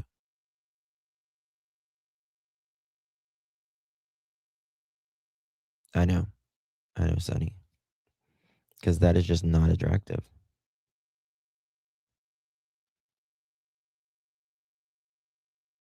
That is not joke. There's nothing about that joking. That is not a joke. No way, no fucking how. April, there's so many of them, but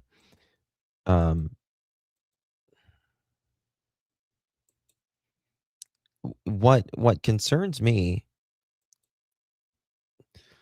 all of that, but he wants to do it while she's asleep.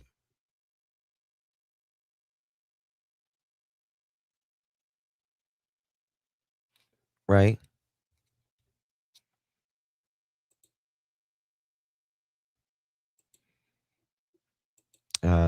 I could not ever stand up for someone saying that they wanted to R someone, and even if they were in hurt or in pain or trying to stop, and saying he's going to do it harder.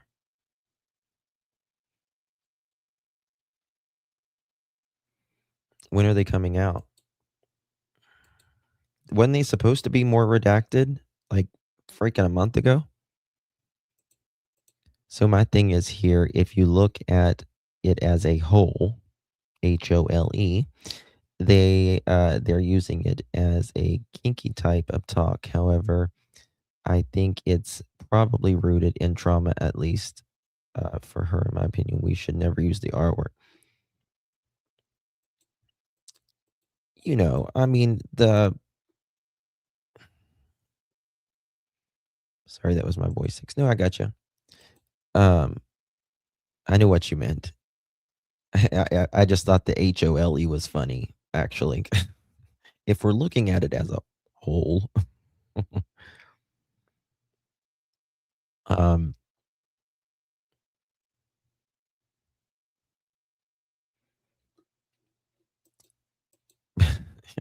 That's why I said that, Dr. Vonna. You know, to me, that's not kinky talk, you know. I mean, parts of it maybe, you know, I want to ride your big old, whatever. That's fine. You know, if that's what you want to do, if that's what you want to talk. But to me is why when she's asleep and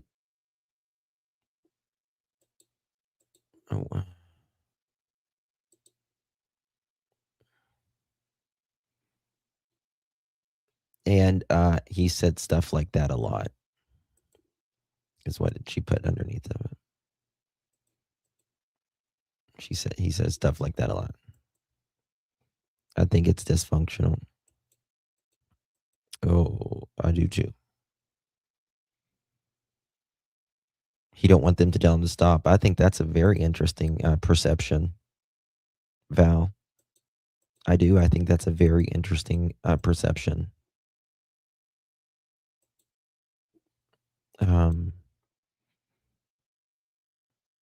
I wish I watched cases.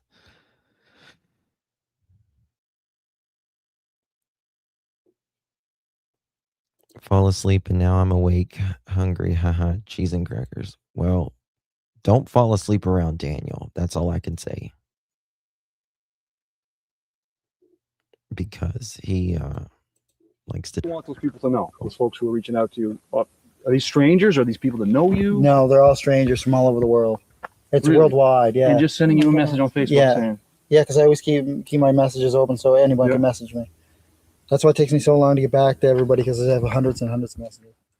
And it's complicated for things for us, right? Trying to do actual reporting on the ground. Some of the folks in this community, they don't see a big difference between a YouTuber in the UK or the US and someone reporting for a Canadian newspaper. And so there is a trust that we have to build up with some of these folks because, you know, in their view, YouTubers and people who are, you know, trying to get clicks for their true crime podcast, who are less concerned about getting... Maurice, I did not know 14 souls and their families lost their lives in a disgusting terrorist attack yesterday in Sydney at the Hanukkah gathering. I am so sorry. Right, and are more concerned about... I think it's right up here. It was his decision to make, but Malaya knew that this will always be a second home for that. She's into everything, and she's really girly. I don't know. Her God-given gift that she... Bear with me. She had told us about meeting him, and that she did believe it was going somewhere. So I was happy for her. This is when she met Danny. And I told her, well, as long as he makes her happy, because kids are happy if mom's happy. Yeah. And we kept in communication that the kids' birthdays and Christmas, that she was staying with her grandmother at that time in Truro. Yeah. So we would go there to drop off the kids' birthday gifts or Christmas gifts and visit with them. Then we noticed that it started to change a bit. And what kind of change did you notice in her? She started to get distance. That the last visit she had them here, that was in Miss Mickey Mac, all dressed in black. Thank you, baby. Appreciate you very much. Merry Christmas and a Happy New Year to everybody except DM and NBM. We wish you a Merry Christmas and a Happy New Year.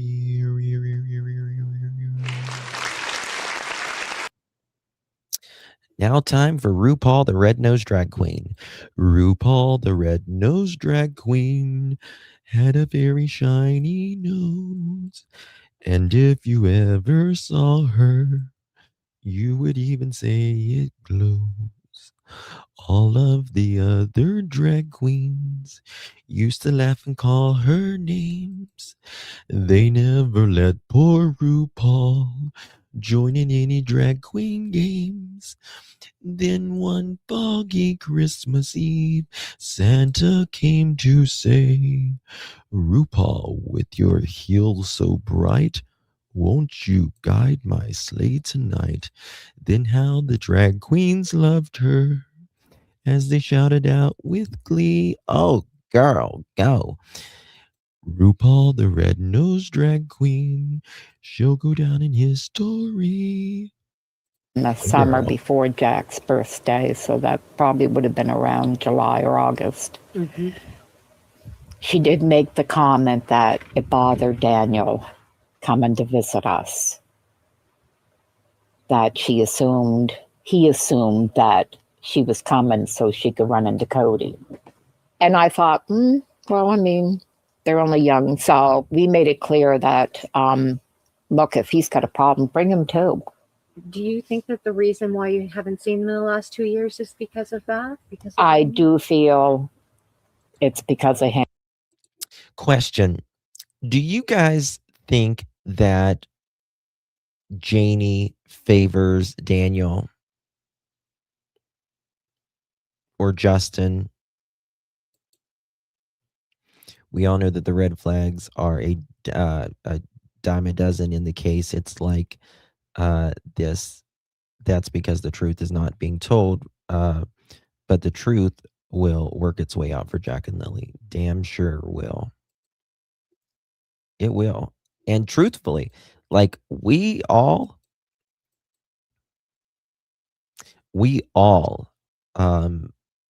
as creators have been getting little by little. It's like it's like we're just chipping away. We're just chipping away. You know, one day we'll find this out, and then another creator will find this out. And then, you know, especially like you know, like Sunny, myself, Daphne, AB's doing a really good job.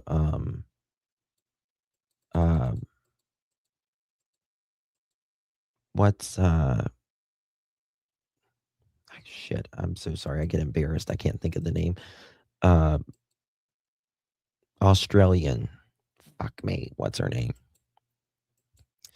I'm so sorry. Ninchi, thank you. Yeah.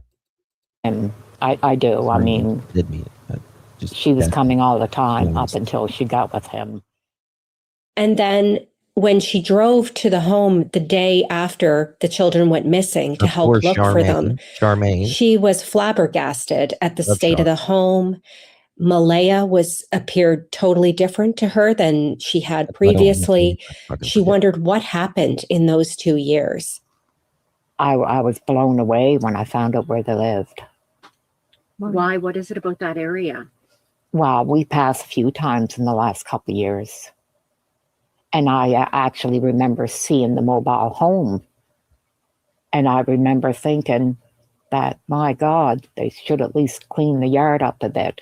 I'm awful critical of things. It's a shame, but You guys remember that person that allegedly said they had passed there and they saw a bunch of cars there and they thought, wow, it looks like, a bunch of ruggies that lived there. I mean, listen, we judge as soon as we see something. We do, right?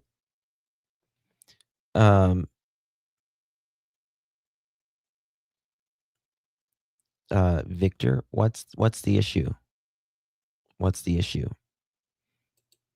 AKA Daniel, AKA Ron, AKA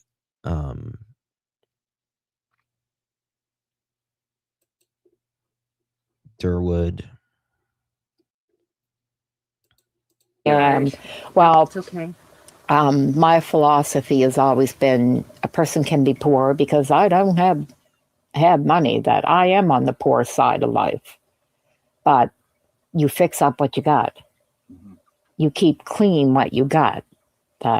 That's just been, so I had no idea. And I made a comment about the trailer twice when we have passed. So Saturday, me and some of my family members took a trip out Saturday to do some searching. And then Monday we had the 4-wheeler and we started doing the trails. And we took the trails all up through the pipelines and the power lines that we checked all the trails. And the ribbons were everywhere, that the searchers were all up through the area. The ribbons that you couldn't go within 4 feet without seeing ribbons throughout the woods everywhere. That I did know they were well searched. I still had hope that maybe they were lost in the woods. Then when we come back to the trailer and the cousin met me out in the yard, Daniel's cousin. Okay. She met. It has nothing to do with not having money or anything. Because listen, they got, a hefty a hunk of money per month. Especially, I mean, think about this, guys. They had no rent. They had no car payments. They had no bills compared to most people. Nothing. Right? Nothing. I mean, they could have lived very comfortably.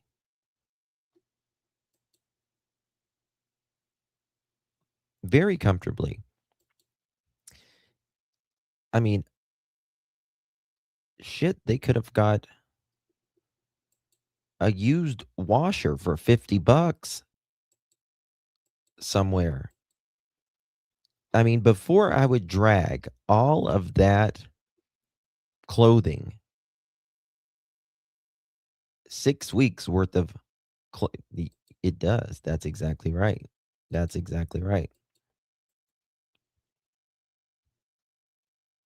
Just a power bill, according to Janie. Yeah. And these kids, I mean, poor little Lily's coat. Oh my God. When we go to school, there's always a few kids, right? A few kids that their parents will just let them. It's not the kid's fault whatsoever. but they just let the kids come filthy, dirty, all of that. And it's so sad. It's so fucking sad. It's called a nickel bag because it's only $5. I mean, math isn't that much money, but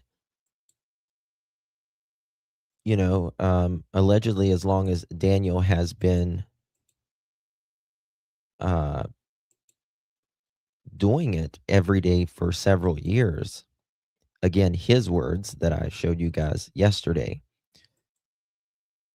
it adds up.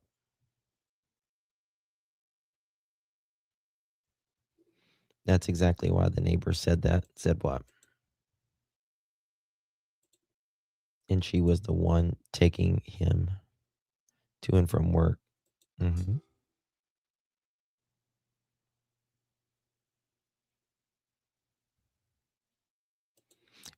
Exactly. Well, like how your kids go to school is a representation of you, right? When they're little like that, like that's a big representation of you.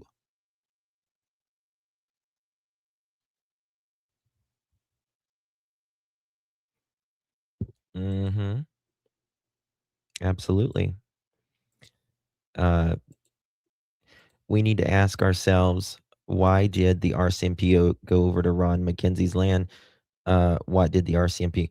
And every person that I've spoken to around Daniel have all told me almost the same thing. Very similar. And the consensus is they are a clan, essentially. And they will cover for each other. They will cover for each other.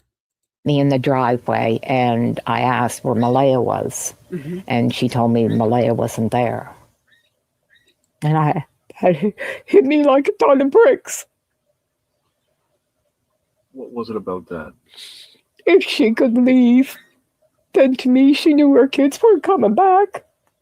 Because I know I couldn't leave. I wanted to sleep in my car there. Bless her heart. It hurts. So I wanted to go home then, because to me that answered my question. That yeah. Can you imagine your former daughter-in-law, or like the mother of your grandkids leaving, just fucking leaving on day 2? And you've got, you know, him, Mathtel, running around like he's fucking Superman. I'm so afraid that people will stop talking about it and they'll forget them.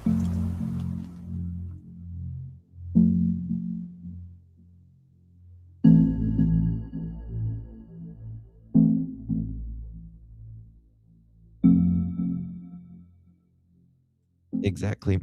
So in August, the Globe and Mail and other media outlets received 13 documents. Whenever police need to, get a warrant or like make a records request,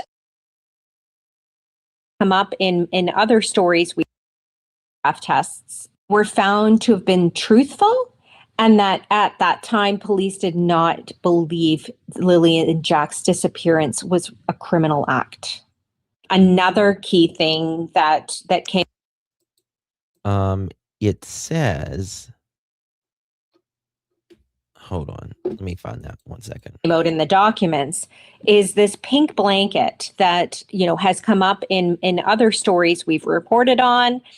And the key thing about this pink blanket is that It was found a kilometer from the trailer where Jack and Lilly disappeared from, and it's perhaps the only physical clue in the case.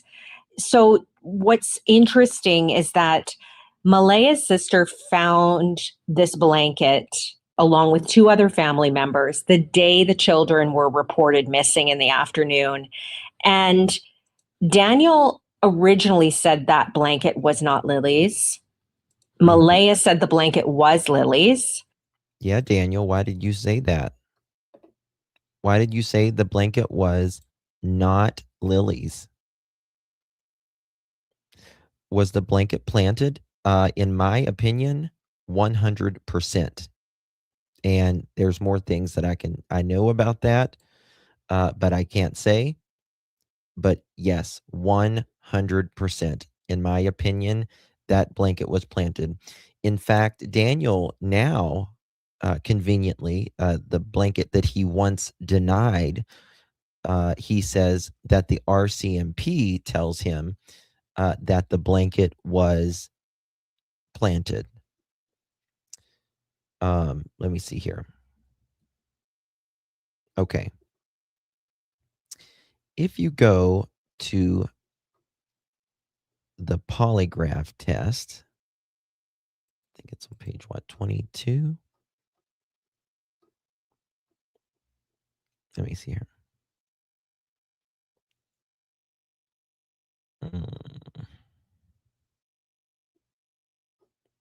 One second.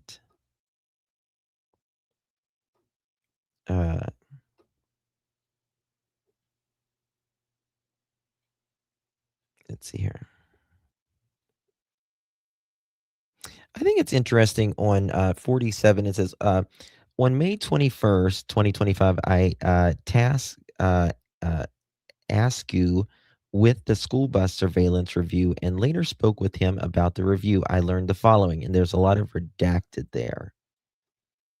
But if you go to the polygraph, I've got it pulled up on mine.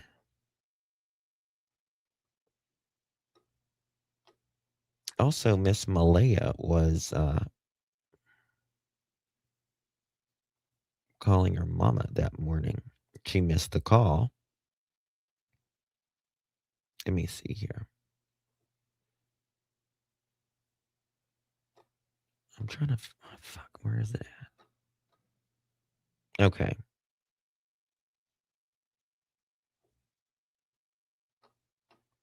Bear with me, guys. I'm sorry. Trying to find something.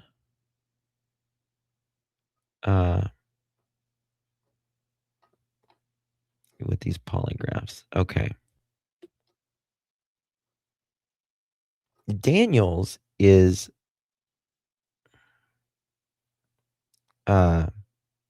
completely different. Right? His is completely different. The bottom of his.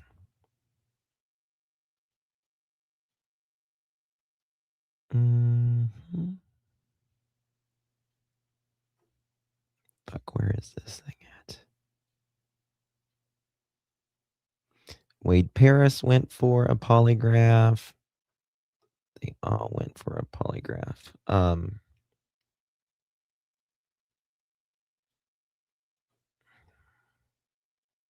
swear I thought it was on.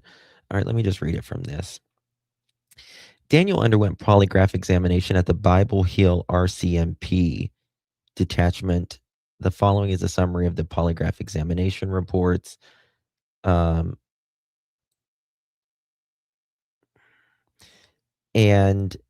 it doesn't say page 19 of 32, 20 of 30. Maybe it's different. Shit. Sorry. I'm looking for something. Okay, it's got to be. Maybe that's it. Sorry, guys. I'm really sorry.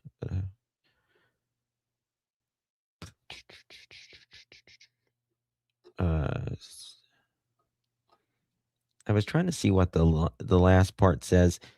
It says in an effort to clear or something like that, in an effort to clear. And that doesn't mean that they are cleared. It just doesn't. I'm playing this for them. Then Daniel suggested that the people who found the blanket planted it. So I spoke with Malaya's sister, Haley Ferdinand, who found the blanket, and she denies having planted anything. We most certainly did not. And that's on everything I have, the person I am. I would not do that in the midst of, to obstruct a case for missing children, regardless if they're related to me or not. I would never. So why do you think Daniel is suggesting that you planted it? He told that to me as well. Probably because I was the one that was hot on his ass the whole time we were there. Okay. And he didn't like me from the get-go when I got there, because he would not speak to any of Malaya's family when we showed up to help the search for Lilly and Jack. He'd put his head down. He would ignore us. He would walk away from us. He wouldn't engage in conversation, and I kept at him. I was there for Jack and Lilly, and I'm still here for Jack and Lilly. We're not sure what all of this means, but it's very... And sometimes that's just a door knocking. Okay. Right here.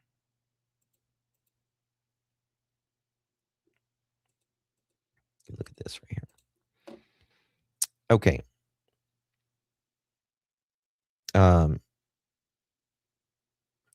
Daniel said when he got up Friday morning, he didn't hear the kids. He thought it was only a few minutes since Lilly poked her head at the door. He went out and saw the back sliding door was closed. The kids didn't usually close it when they went outside. Their boots were gone. Daniel ran around the house looking for them, but they were not there. Malaya got up when he got up as well and was looking for the kids. Daniel ran outside, but they were not in the yard and he couldn't see them. He got in his car and drove around, then ran around the woods looking for them. He searched for hours. Okay. He said he did not look at the time and didn't even take his phone. Red flags, red flags. Okay. Now, this. Thursday night.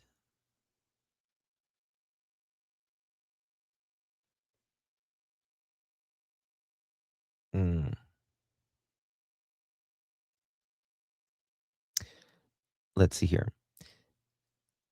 They left the grandmother's house. Wait, that's got to be Wednesday. Let's see here.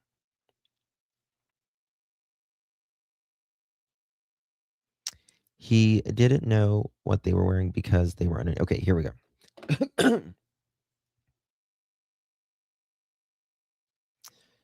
The kids did not go to school because Malaya thought Lilly was sick.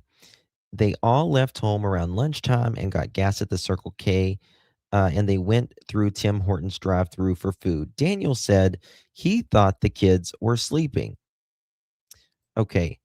Why are the kids sleeping at noon?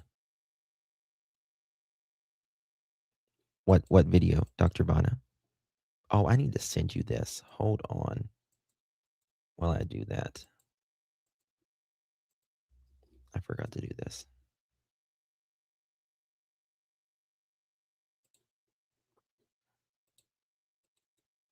There we go. Okay. Then they went to Walmart and got food, redacted. They left her grandmother's around 9:30 and they got home around 10:30 p.m. Then they put the kids to bed. Daniel said he thought Malaya put them to bed. He didn't know what they were wearing because they were underneath the covers when he checked on them. Daniel said he thought he went to bed fairly early that night and didn't wake up until it was light the next morning.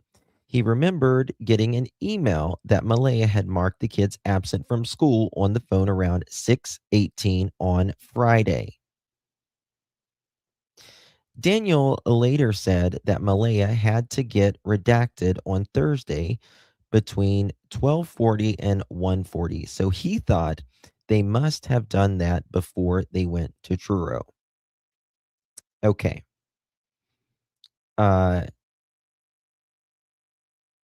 Daniel could not remember if they went to town on Wednesday or not. He said he had a conversation with someone who was helping his with the redacted, but he thought that was on Tuesday. Daniel is intentionally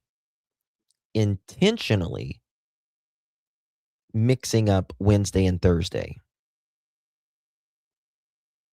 Right? Absolutely. Absolutely. There's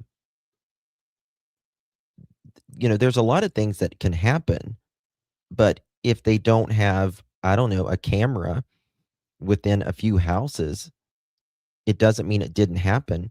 But what Justin described is how Daniel told RCMP and us the exact route he took and how it happened.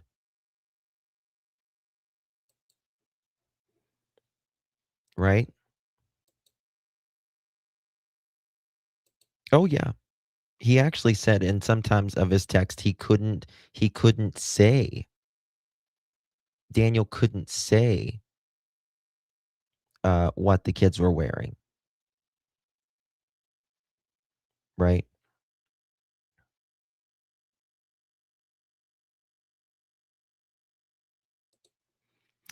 Bingo. Dispatch stated that 8 a.m. because Malaya and Daniel told them that between 8 and 8:30 they disappeared. So why is nobody calling till 10:01?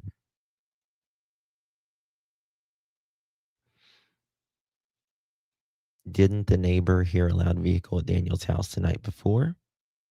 The night the kids went, Friday, in the early hours of Friday morning, yes.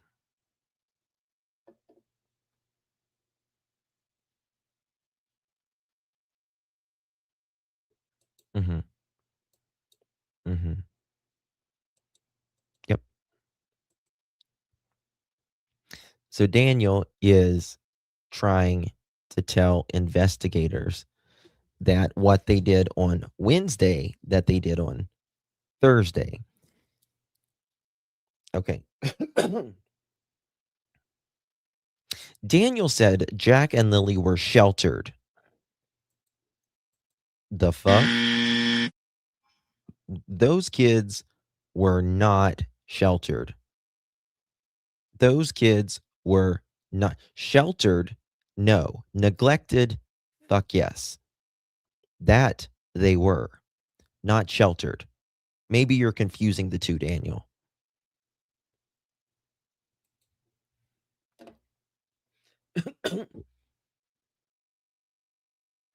Daniel said Jack and Lilly were sheltered, but they always watched them outside, including his mother.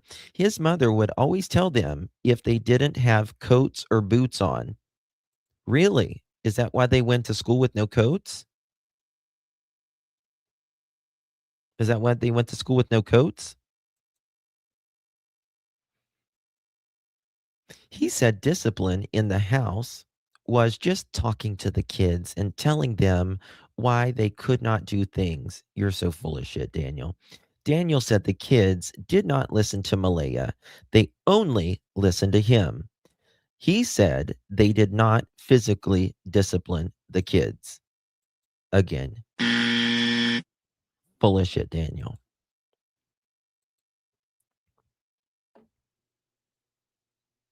Investigator comments, I believe Daniel was mistaken when he said they went to Truro on Thursday.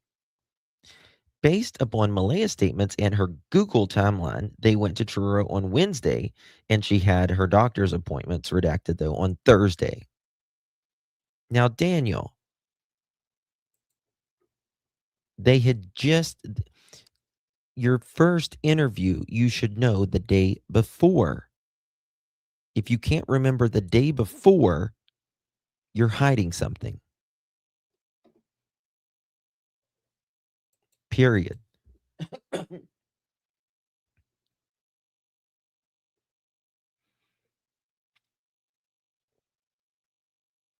You had already provided your third statement to police by the 6th. By the 6th. Right? Daniel said the Google Maps would have his location, and he always kept his locations on for Malaya. So she knew where he was, and she did the same for him because you're a jealous freak. He said on the second day he had his cell phone service. He had his cell phone service when he was searching. Oh, imagine that, but not the day the kids originally go missing. You don't take your cell phone then. And that his Google would show his locations. He said he used Google Maps to get out of the woods one time and sent Malaya a picture of it. One of Daniel's exes said, like, if you would go in the woods with him or whatever, and he was high on the math, he would start hearing things. Like he would think he was hearing things. I found that interesting.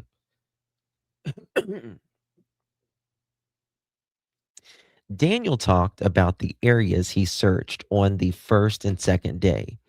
He said he went into town and got his friend Adam and Chance, and they helped him search on the second day.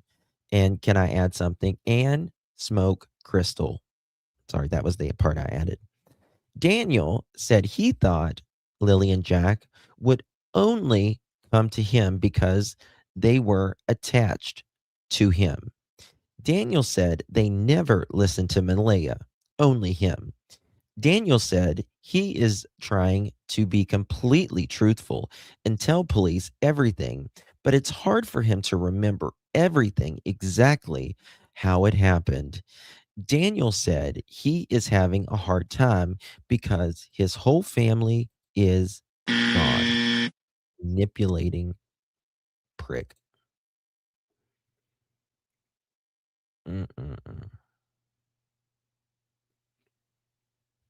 When asked in detail about Friday morning, Daniel reiterated that he said in his earlier statements and provided the following further details.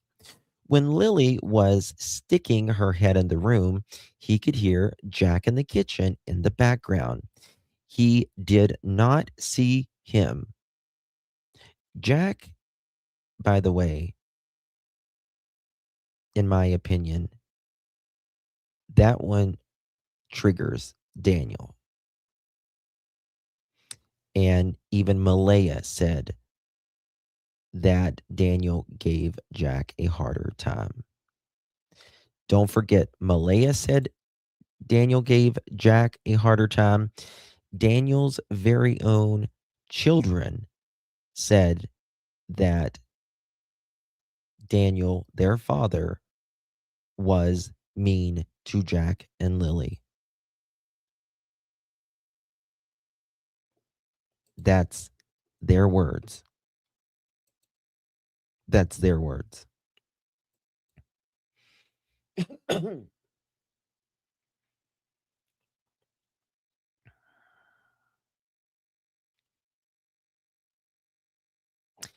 This is very interesting how he says this. Listen to this.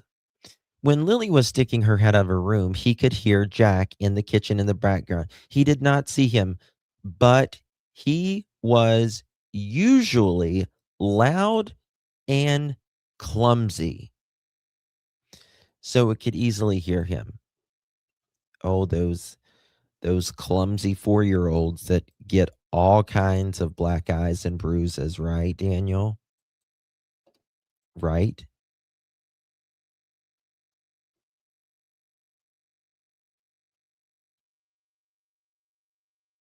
Oh, yeah. Absolutely. Absolutely.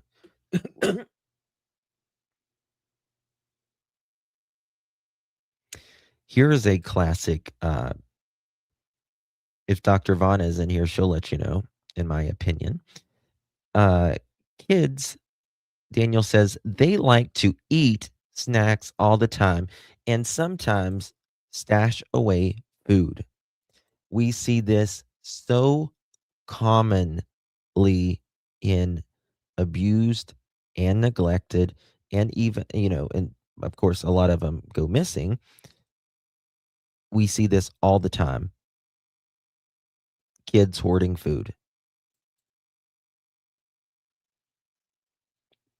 It's kind of like, a squirrel. Like they had, the nuts for winter, right? Because there's a lack of it, or they're afraid that they're going. Yes, they do. And I did foster care 8 years. I can tell you, yes, they do. And you have to tell them, baby, you don't need to do that. You can go to the kitchen any 24 hours a day, 7 days a week, 365 days a year. You do not need to store or hoard food. And they look at you like you got two heads, like, you mean it? It's really sad. Yes. Yes. But remember, nothing was out of place. Yeah. It's amazing how Daniel said,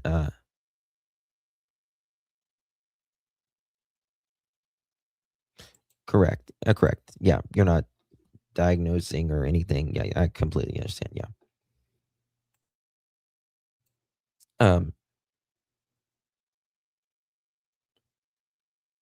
Malia couldn't handle them. Had to come home from work 4 or 5 times. Yeah. And that's why you can't refer to the.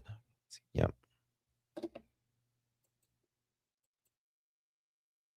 You're welcome. You're welcome. There's a lot in there. Did they fix the fence in the dark or what? Well,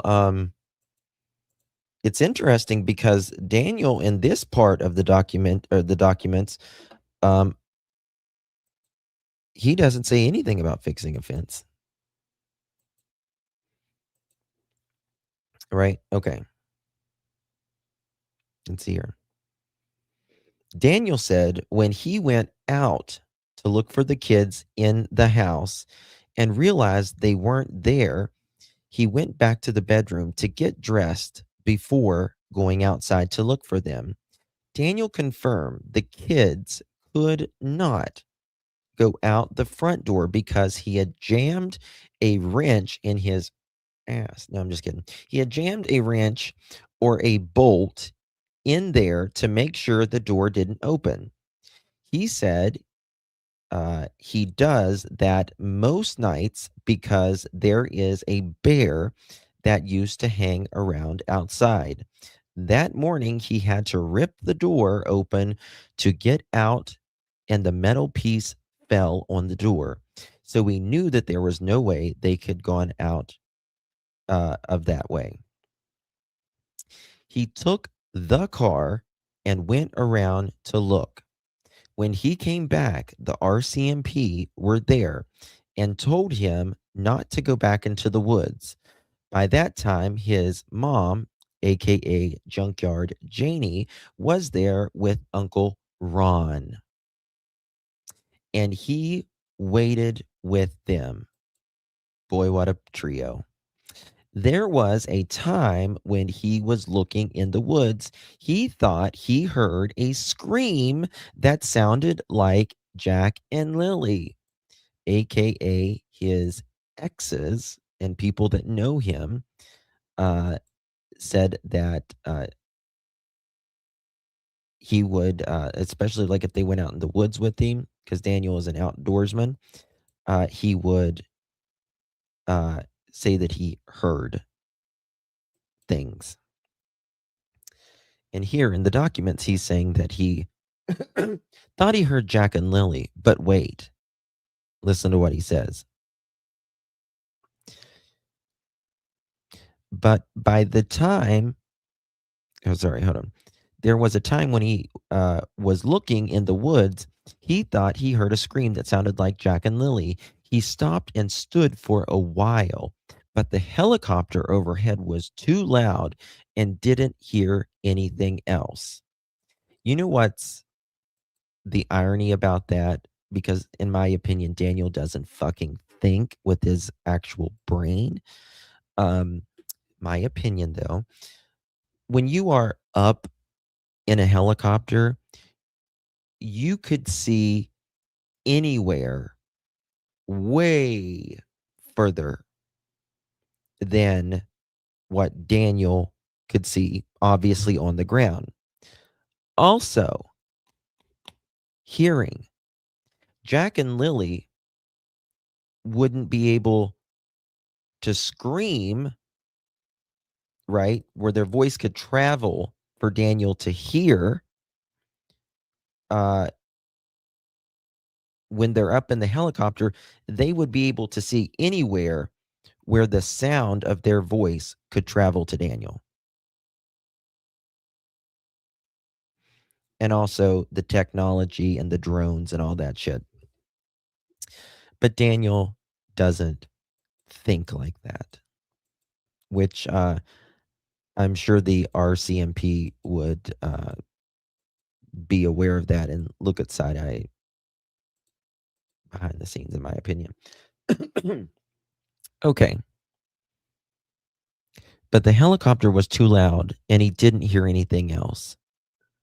At one point on Friday, and again, guys, Daniel is the only one, the absolute only one out of all 150 searchers, out of all the technology, out of the helicopters, everything, that said he might have heard Jack and Lilly.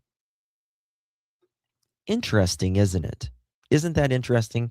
How Mr. Mathel, the RCMP cadaver dogs, according to Daniel, says, we think you did something to Jack and Lilly on Thursday night into Friday morning. But Daniel is the only one that said he might have heard Jack and Lilly out of all the searchers. Lilly was sick, so a sore throat. How the fuck was she able to scream? Good point, Sandwich. Good point. And she had a cough, right? Allegedly. Mm-hmm. Okay. Now get this. At one point on Friday before dark, he took a half-hour video on his phone of where he was searching. It was a steep part of the hill, and he, meaning Daniel, does not think Jack or Lilly could have gone that way. He was using the flashlight on his phone to try to see in culverts, but he didn't see anything in the water. That's all Daniel. They talked about what happened on Wednesday and Thursday.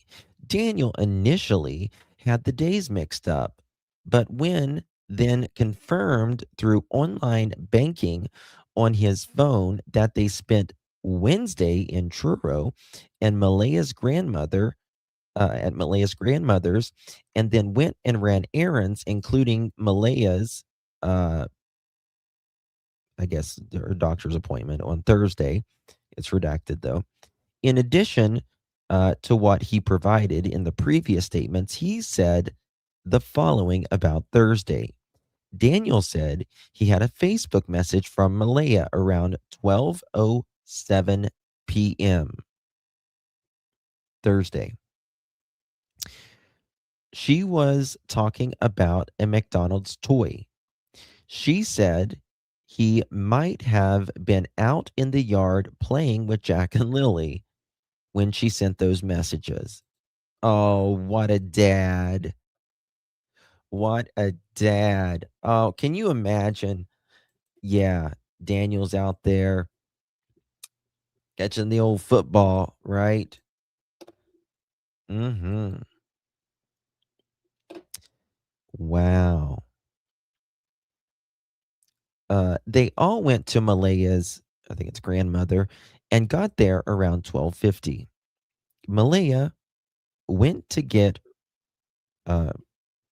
she went to the DMV or a doctor, and he stayed in the car with the kids, he says.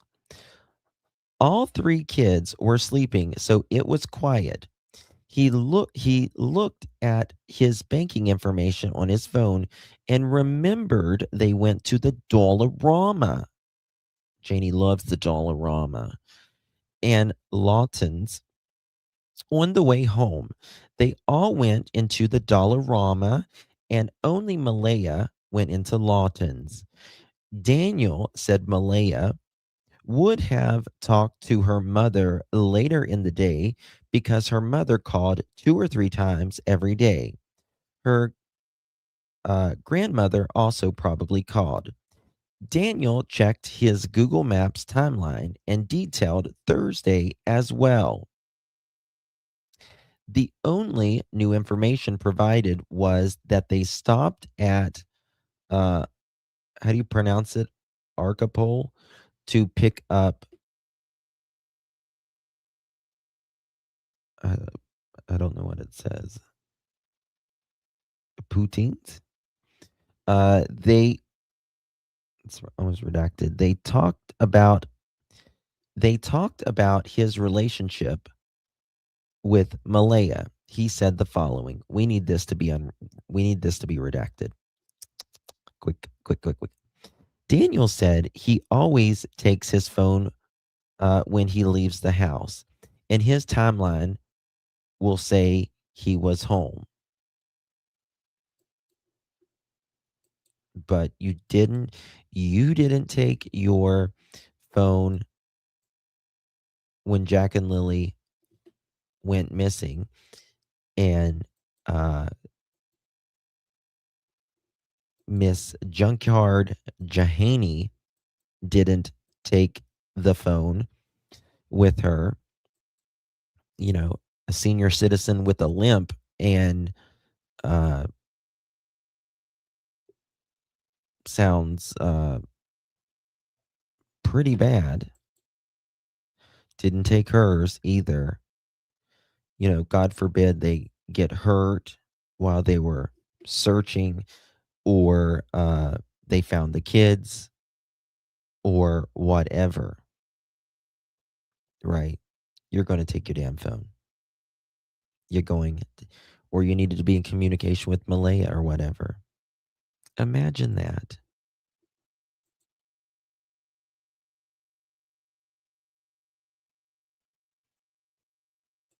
Mm-hmm.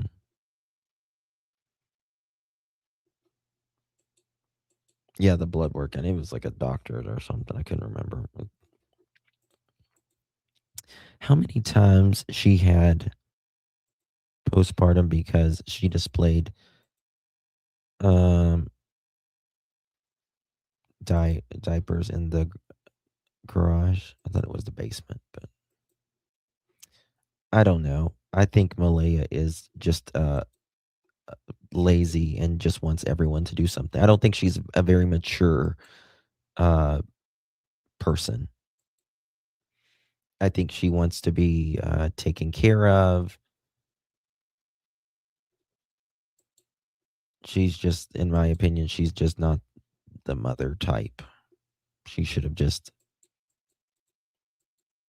I think she wanted to stay a teenager and just kind of live in her room, in my opinion.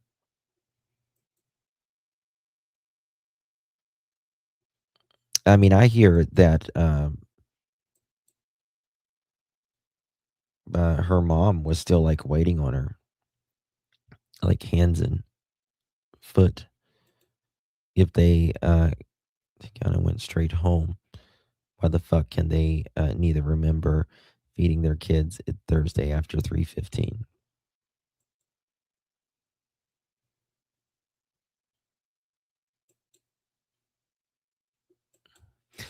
Okay. All right. So, thank you for mentioning that, Sonny. Okay. Help me out, Sonny, because I weren't. Let me get the Google Maps here.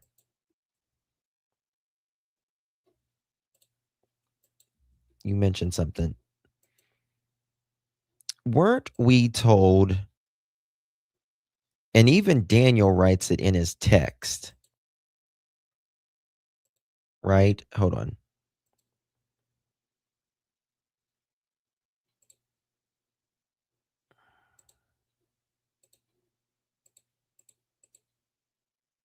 Look at this.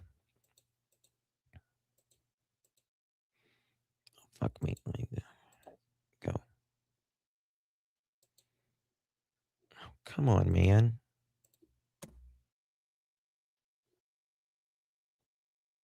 All right. So, obviously, here's Daniel's hat. Let me make it big. I got a question, Sonny. Because, all right.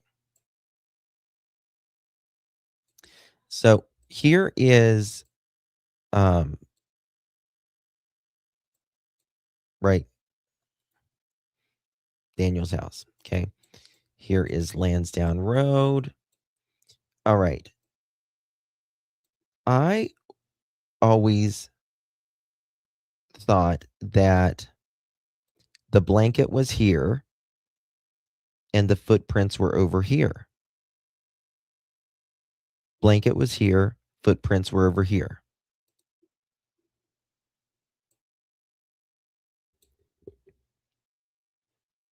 I want to see what she says.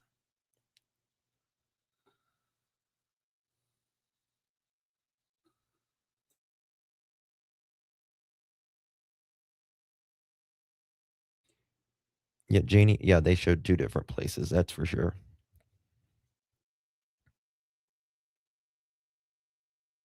Oh my God. Okay, let me see here. I want to see what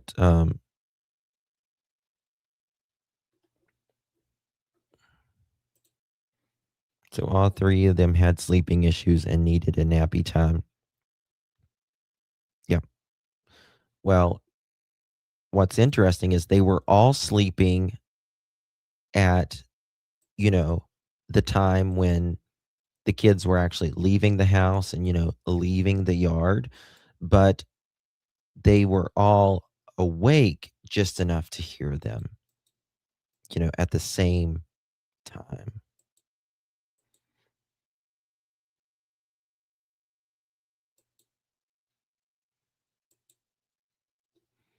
We were originally told here and here. But I want to see what Sonny says.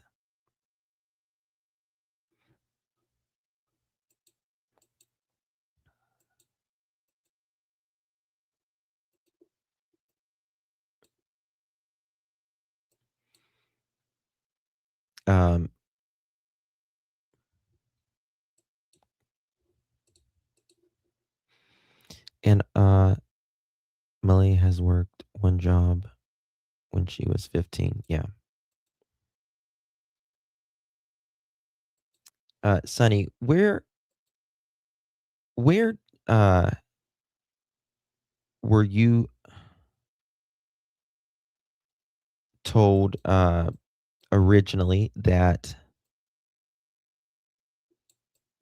the blanket and shoe prints were?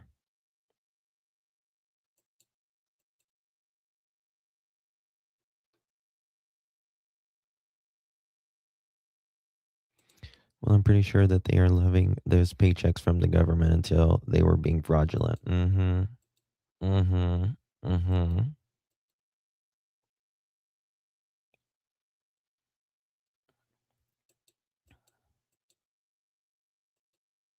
Yeah, one job. Malaya wants to be taken care of. Oh, I think it's all planted, Stormy, 1,000%.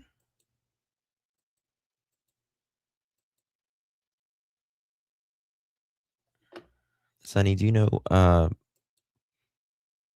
where the original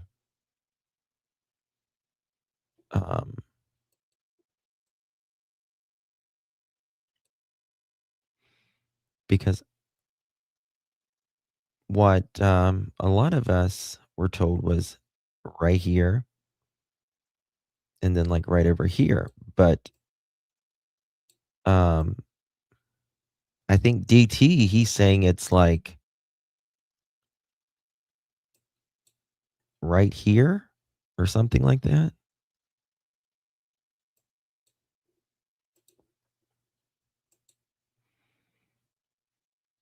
There's a clump of boot prints. Daniel also lets the kids gain the. Yeah, he wouldn't. Daphne has a great map.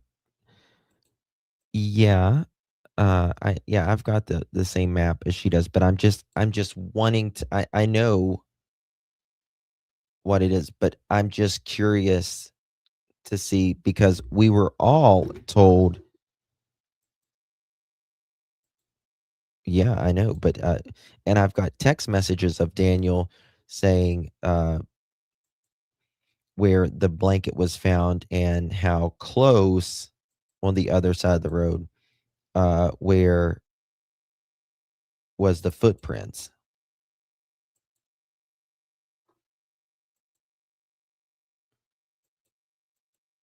I don't know. It's crazy. Yeah, I've got the map of all of that as well. So, okay. Old.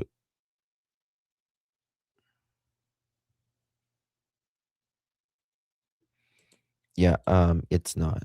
Yeah. Trust me, those kids did not walk over there like that. And nobody fucking hear and see and it's not cold. No. They would have had think about this. They would have had, let me show you this, to walk from their house this way, down the road, right? Down like Lansdowne Station, and then go over here and like through here to there. Not a fucking chance when it is cold and wet in broad daylight.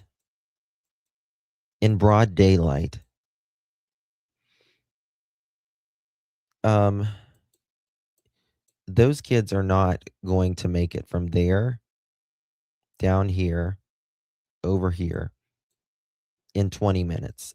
Remember, she said that the blanket and the footprints were on the same side, but the footprints were up higher down the road. Daniel has said that he's never been, just out there looking at, where the footprints was or anything like that. I don't think so at this point, McMac. I don't think so.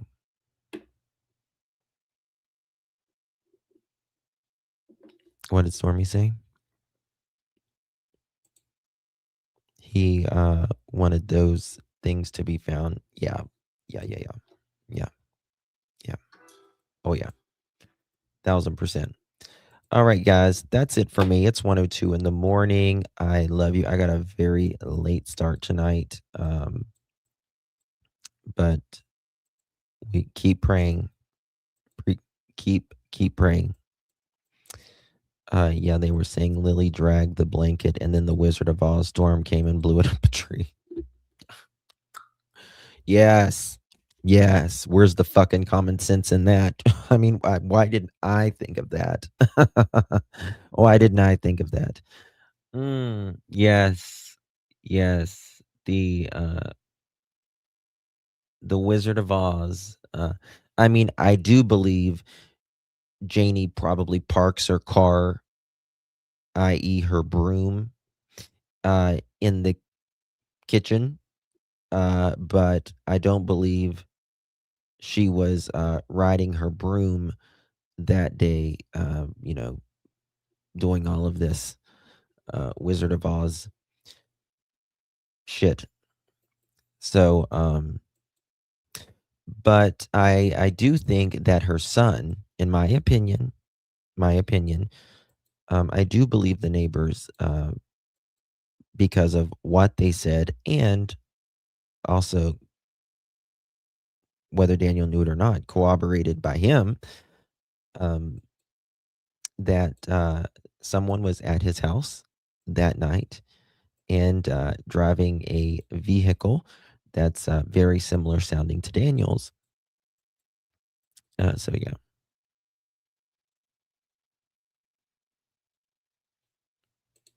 He was furious, Deborah. And I know because his girlfriend at the time picked him up after the dogs left and all that. And that's the day that Daniel grabbed her arms.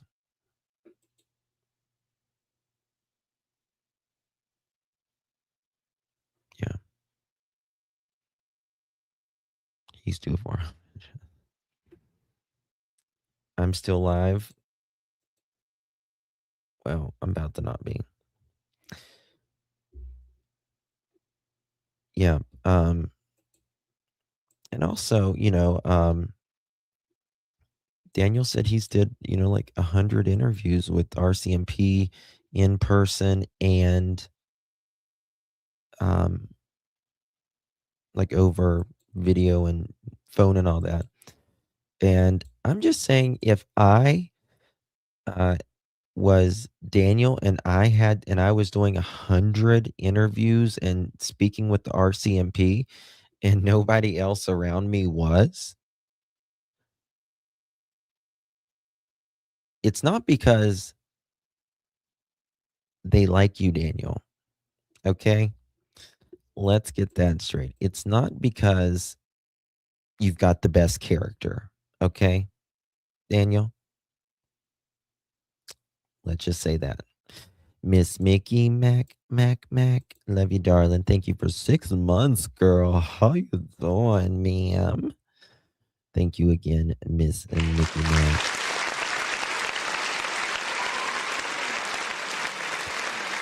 Let's hit it one time for Daniel.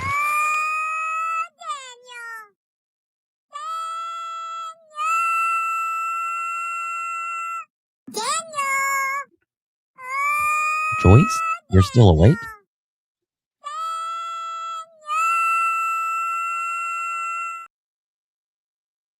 Thank you, Cuff.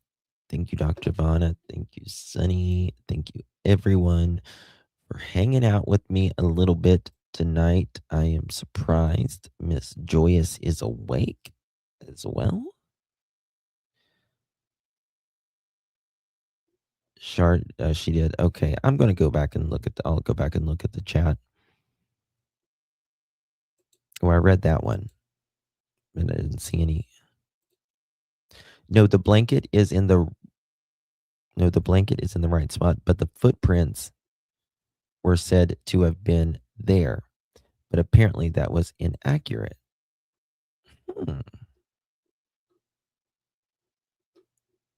Interesting. Thank you, Miss Linda. Appreciate you. All right, guys. Much love. Justice for Jack and Lilly. And guess what? We're not going to stop until those two babies are found. I've been 4.5 years on Summer Wells. We're not even a year in, Jack and Lilly. We're not going to stop. A lot of us aren't going to stop as a community.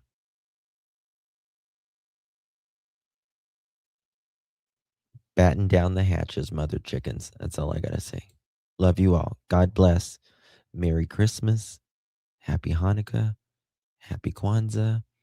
Happy whatever you celebrate or whatever you pray to or whatever coconut shell you pray to. Whatever. Just be happy. Love you guys. Bye-bye.